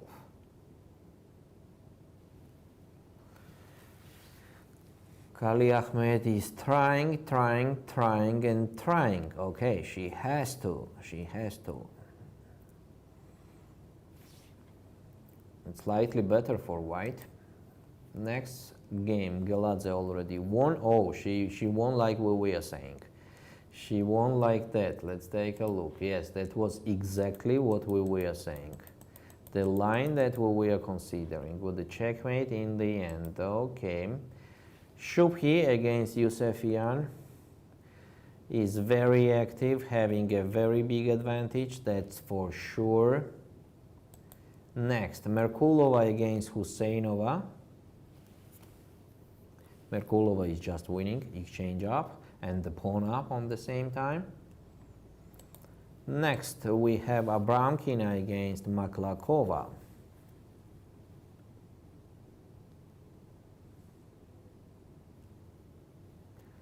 It is black to move.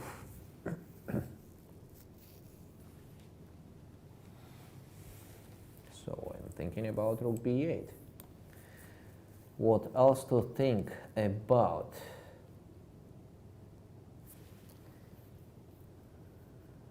Yeah, that makes sense. I think black has to survive here. They have to survive. Let's go to the open section under 12.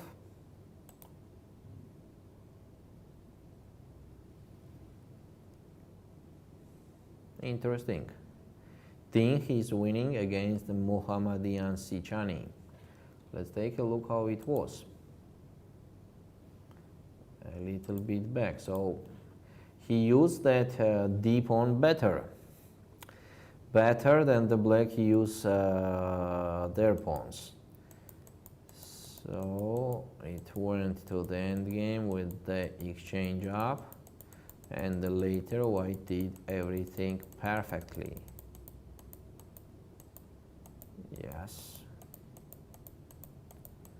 Yes, just winning. So Ding will be the guy with the 4 points. Here we have another game in progress, Udipi against Gotham. Gotham is with the black and having a technically winning position. Let's go to the Vaz Ethan against Lysenkov. It has to be the huge time trouble here, as it is the move number 27 after more than the 3 hours playing. The position is slightly better for white, yes. The black's pieces are a little bit stacked. But not a big danger, not a big danger at all. Complicated position. Adi ready against Dao.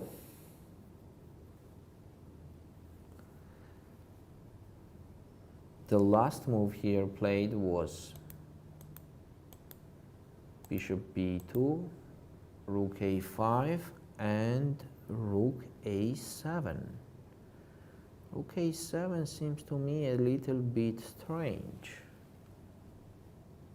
Maybe it makes sense to play d3.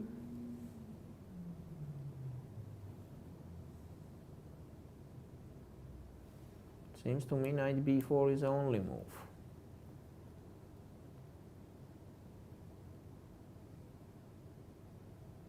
Yeah, and the whites are kind of holding the position, so that's why Dao played rook a7. Now he's threatening to play d3 and just end up the game, but yes, on king e2 there will be e4. Yeah, those pawn range, I mean that pawn range is extra, how to say, too dangerous, too powerful.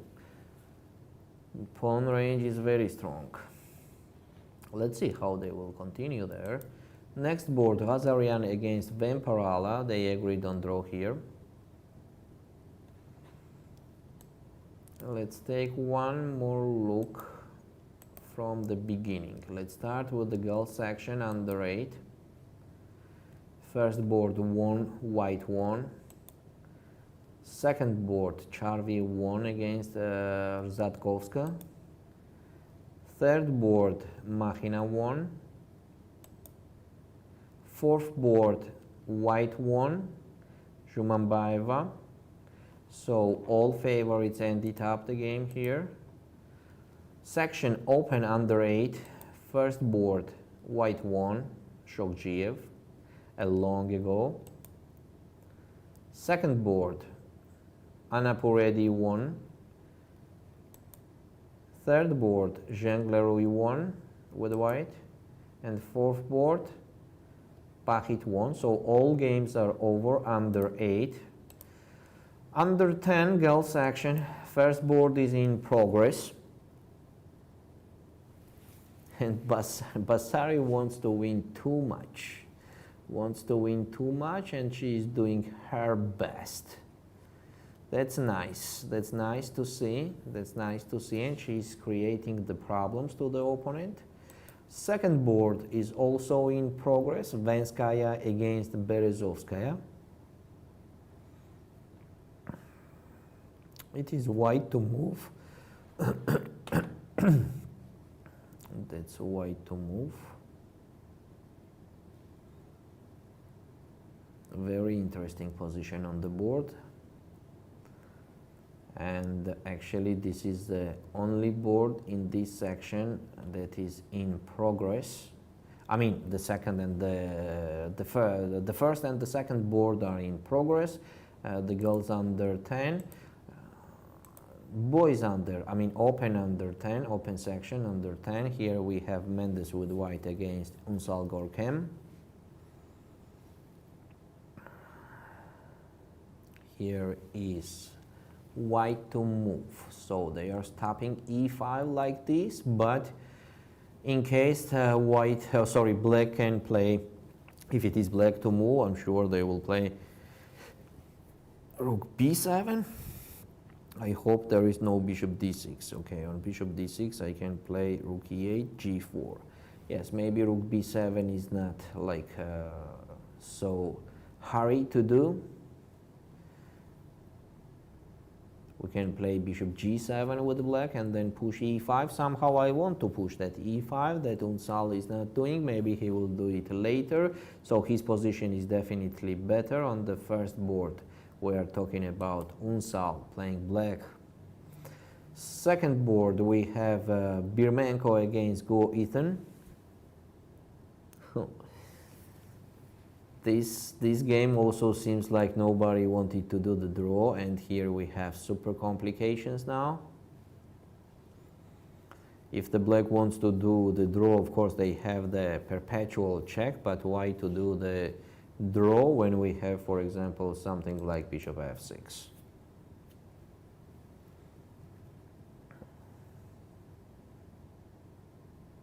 I think he's just gaining the game, winning the game because, queen e3, sorry, queen e3. It's not like game over immediately, but after queen f1 we can win the exchange. Let's see what decision. Okay, he played queen f1 first. Maybe now he will play bishop f6, or maybe bishop d4 also makes sense. What's going on bishop d4? We are threatening the checkmate. Queen g1, queen h1. Yes, seems like the black has an options here. He can win with that, he can win with this. Let's see what he will decide to do. The position is like this. Next game is over. This is board number 3 over. Kiritopoulos Ioannis won. Next board, Kleimenov won. Here we have this position where after king d2 whites are just winning, and we have Tatvidze lost against the Anand, so Anand has 4 points out of 4. Let's go to the girls section under 12. Last move was bishop e4.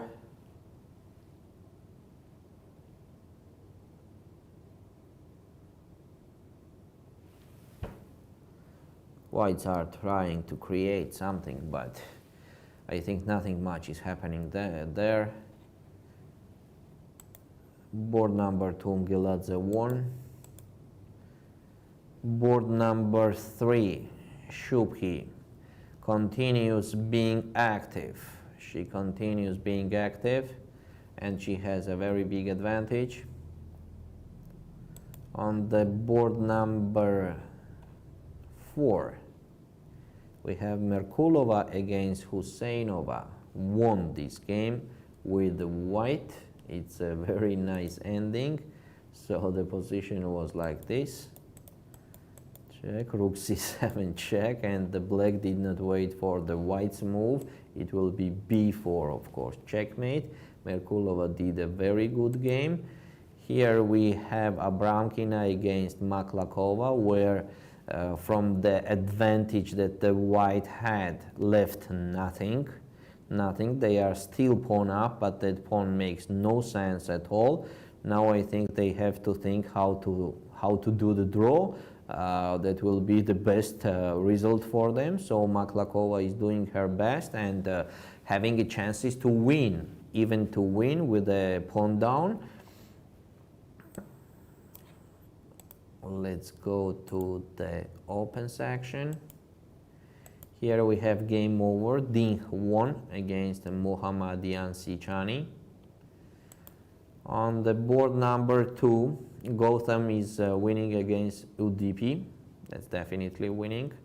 There is nothing to take a look at that. Here we have a very tough game on the board number 3 between Vaz Ethan and Lysenkov. Very tough game, complicated, totally complicated. Next, here we have Adi Reddy against Dao.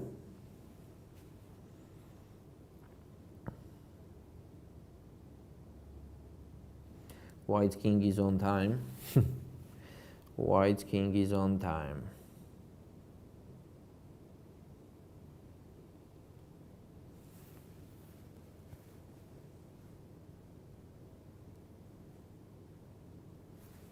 And the b pawn is quite strong also.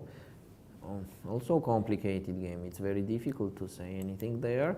Next we have Gazarian against Vamparala that did draw. Okay, let's take a look at the rating favorites. They does not have the 3 points, but anyway, they are almost there. Here we have Tudor playing against Uskov Artyom. Uskov is with black. The last move was f4. So after knight e4 check, are not whites in the big trouble, because on king b2 there will be just king b4. Yeah, seems like winning here. Artyom gonna win. The next favorite is Mamedov Edgar, which is playing here with black in a very interesting pawn's endgame. It is white to move.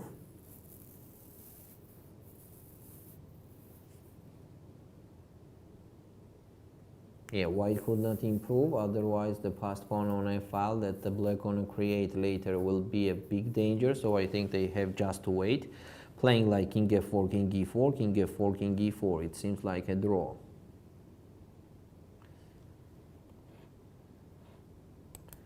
And one more rating favorite, Delger Dalai, with white lost the game against Kanesh Bakov.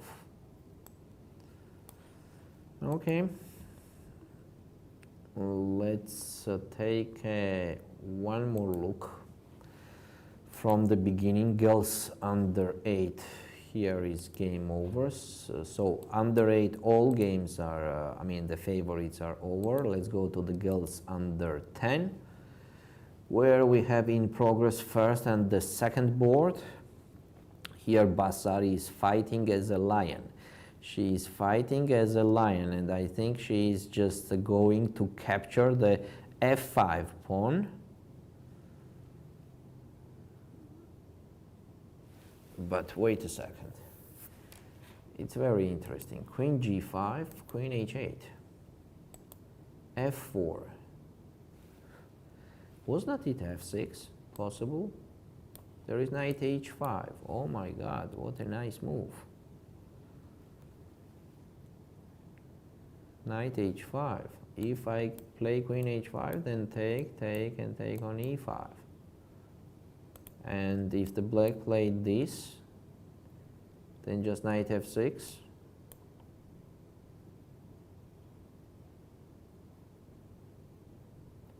And then knight d7, when the rook goes somewhere. Very interesting. But here in the game, after rook a5 and b4, that f6 does not work here. So knight h5 anyway, king f7, and knight f6 again. Oh, very complicated and tough game they are having. Very complicated and a tough game. Okay, let's wait for them. Here, Venskaya played queen g5, Berezovskaya answered with rook e8, rook f1, and queen a3. Berezovskaya is trying her best to protect that position, but it will be very difficult. Definitely it will be very difficult.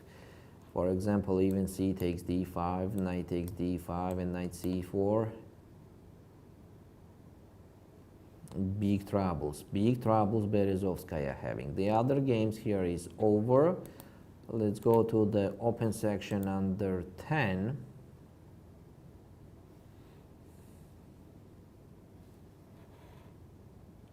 What happened here? Rook g7, rook f1, king g6, g4. Oh.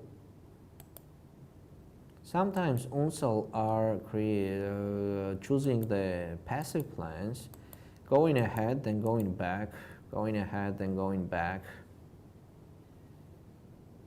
He has to be careful to don't lose the game like that. Next board, Guo won against Birmenko. Yes, he played bishop d4, as we were saying. He had the choice between bishop f6 and bishop d4, so he chose bishop d4 because it is of course more powerful, and the opponent is just forced to resign. What else to do? Next we have the result here also. Okay, the rest of the games are over. Let's go to the girls under 12. Here we have Kali Ahmed playing with white. She tried her best, but okay, does not work. So the position is obviously as it was before. It is still very close to draw. Sorry. I think this game will be over with that, as there is nothing to create for white anymore. There is nothing to create. The only side to win, I mean having a chance to win the game, this is black for now. Let's go to the next board. Next board is over. We know Geladze won. Here, Shubhi is pressing much and much. Yes, that's definitely winning. That's definitely winning. She is pawn up. She is having very strong pieces. Merkulova won, and this is very interesting game. Abramkina against Maklakova.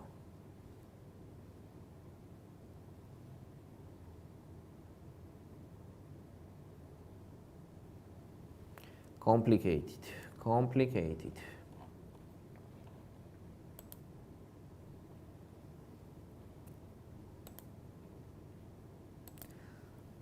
So this is the games that's left. Open section under 12. First board is over. Second board is winning. Black is winning. So here is only third board left and fourth board left, playing the complicated positions, super complicated positions. That will be the long game, definitely. So we will go on the short break now, and we'll be back in a couple minutes with the final results of the tournaments, and we will summarize that. See you soon. ბათუმი 15-28 სექტემბერი სოფლიო ჩემპიონატი ჭადრაკში FIDE-ს ყველაზე პრესტიჟული ღონისძიება მოზარდთა შორის სოფლიოს 69 ქვეყნის ნიჭიერი და წარმატებული 783 მოჭადრაკე აზიის, ამერიკის, აფრიკის და ევროპის კონტინენტებიდან. ითამაშე ჭადრაკი ბათუმში. გახდი საუკეთესო მსოფლიოში.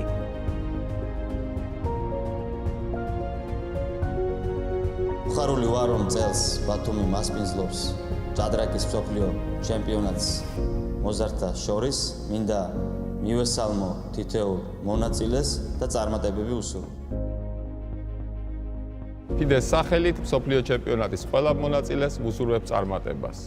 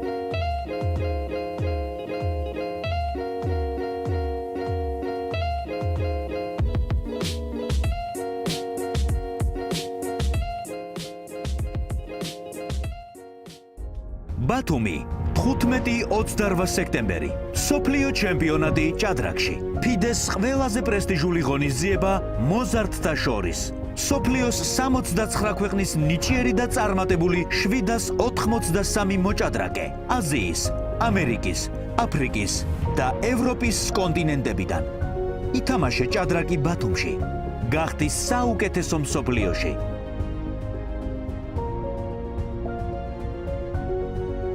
ხარული ვარ რომ წელს ბათუმი მასპინძლობს ჭადრაკის მსოფლიო ჩემპიონატს მოზარდთა შორის მინდა მივესალმო თითოეულ მონაწილეს და წარმატებები უსურვო. ფიდეს სახელით მსოფლიო ჩემპიონატის ყველა მონაწილეს ვუსურვებ წარმატებას.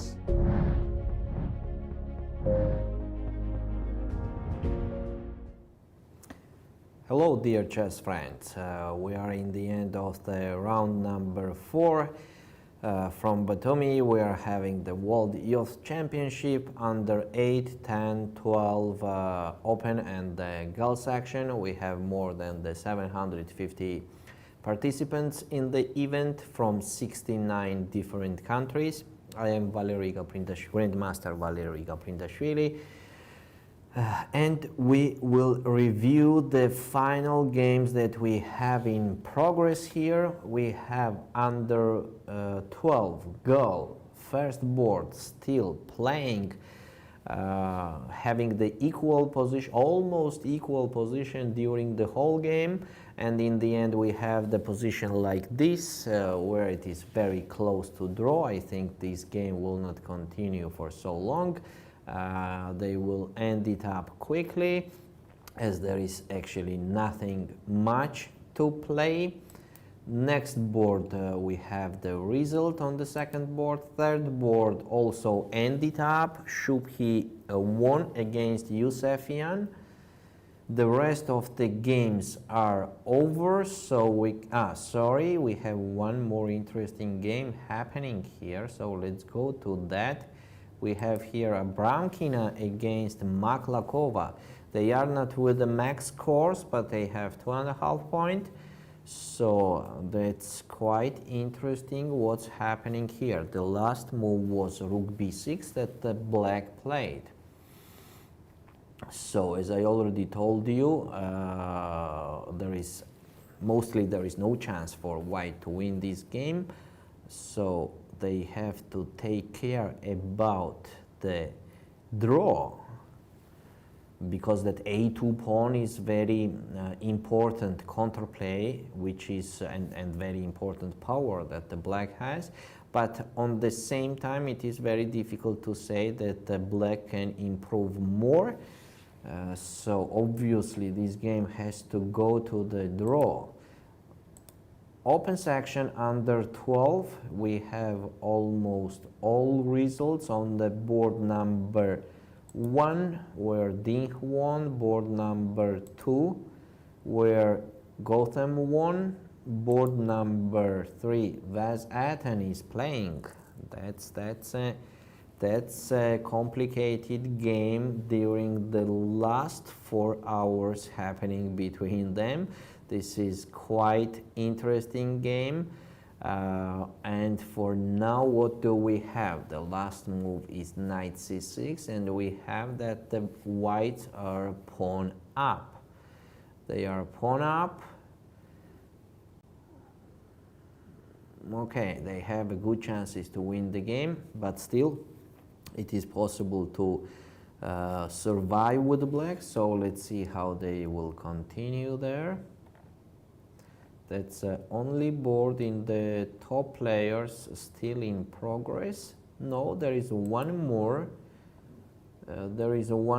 This is Adi Reddy Arjun against Dao Huang. The last move, h takes g4.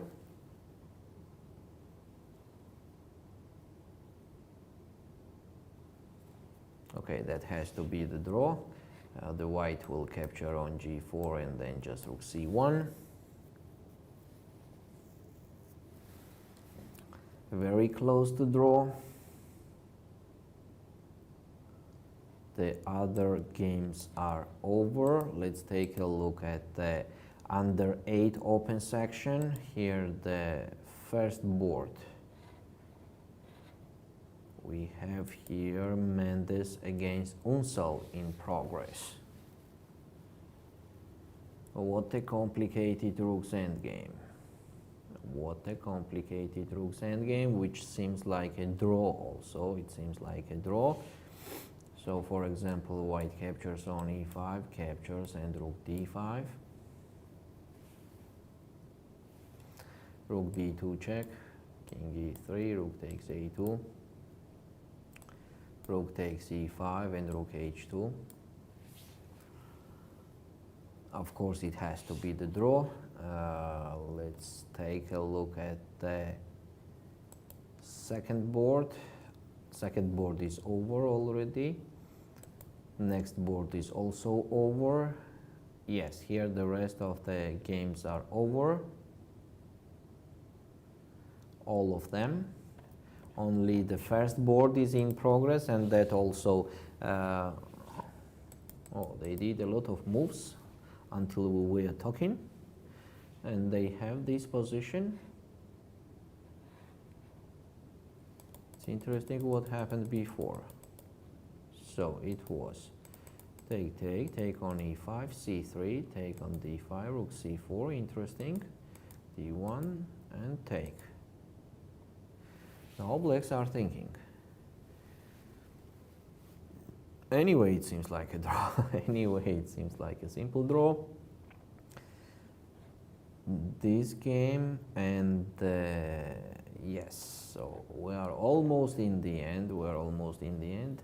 I think this game will be also ended up soon, as it is very close to draw. For example, f takes e5, king e3, or maybe king e2, even better.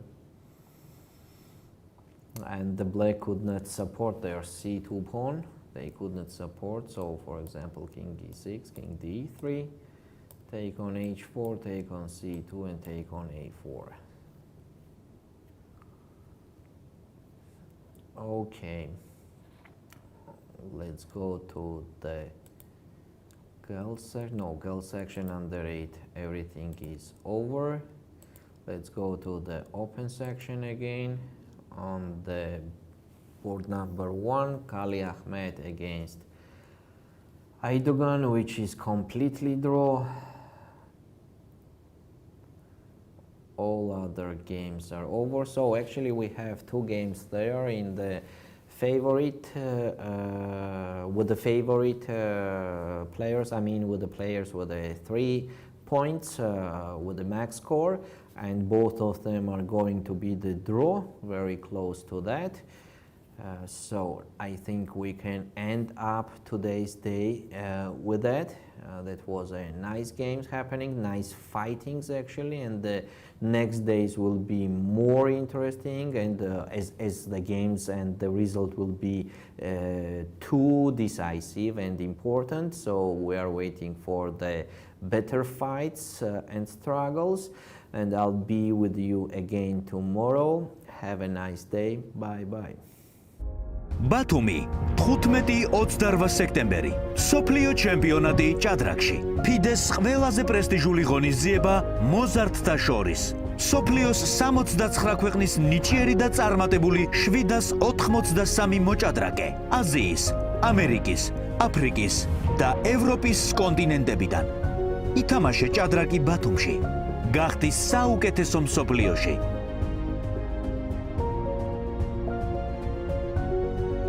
ხარული ვარ რომ წელს ბათუმი მასპინძლობს ჭადრაკის მსოფლიო ჩემპიონატს მოზარდთა შორის მინდა მივესალმო თითოეულ მონაწილეს და წარმატებები უსურვო.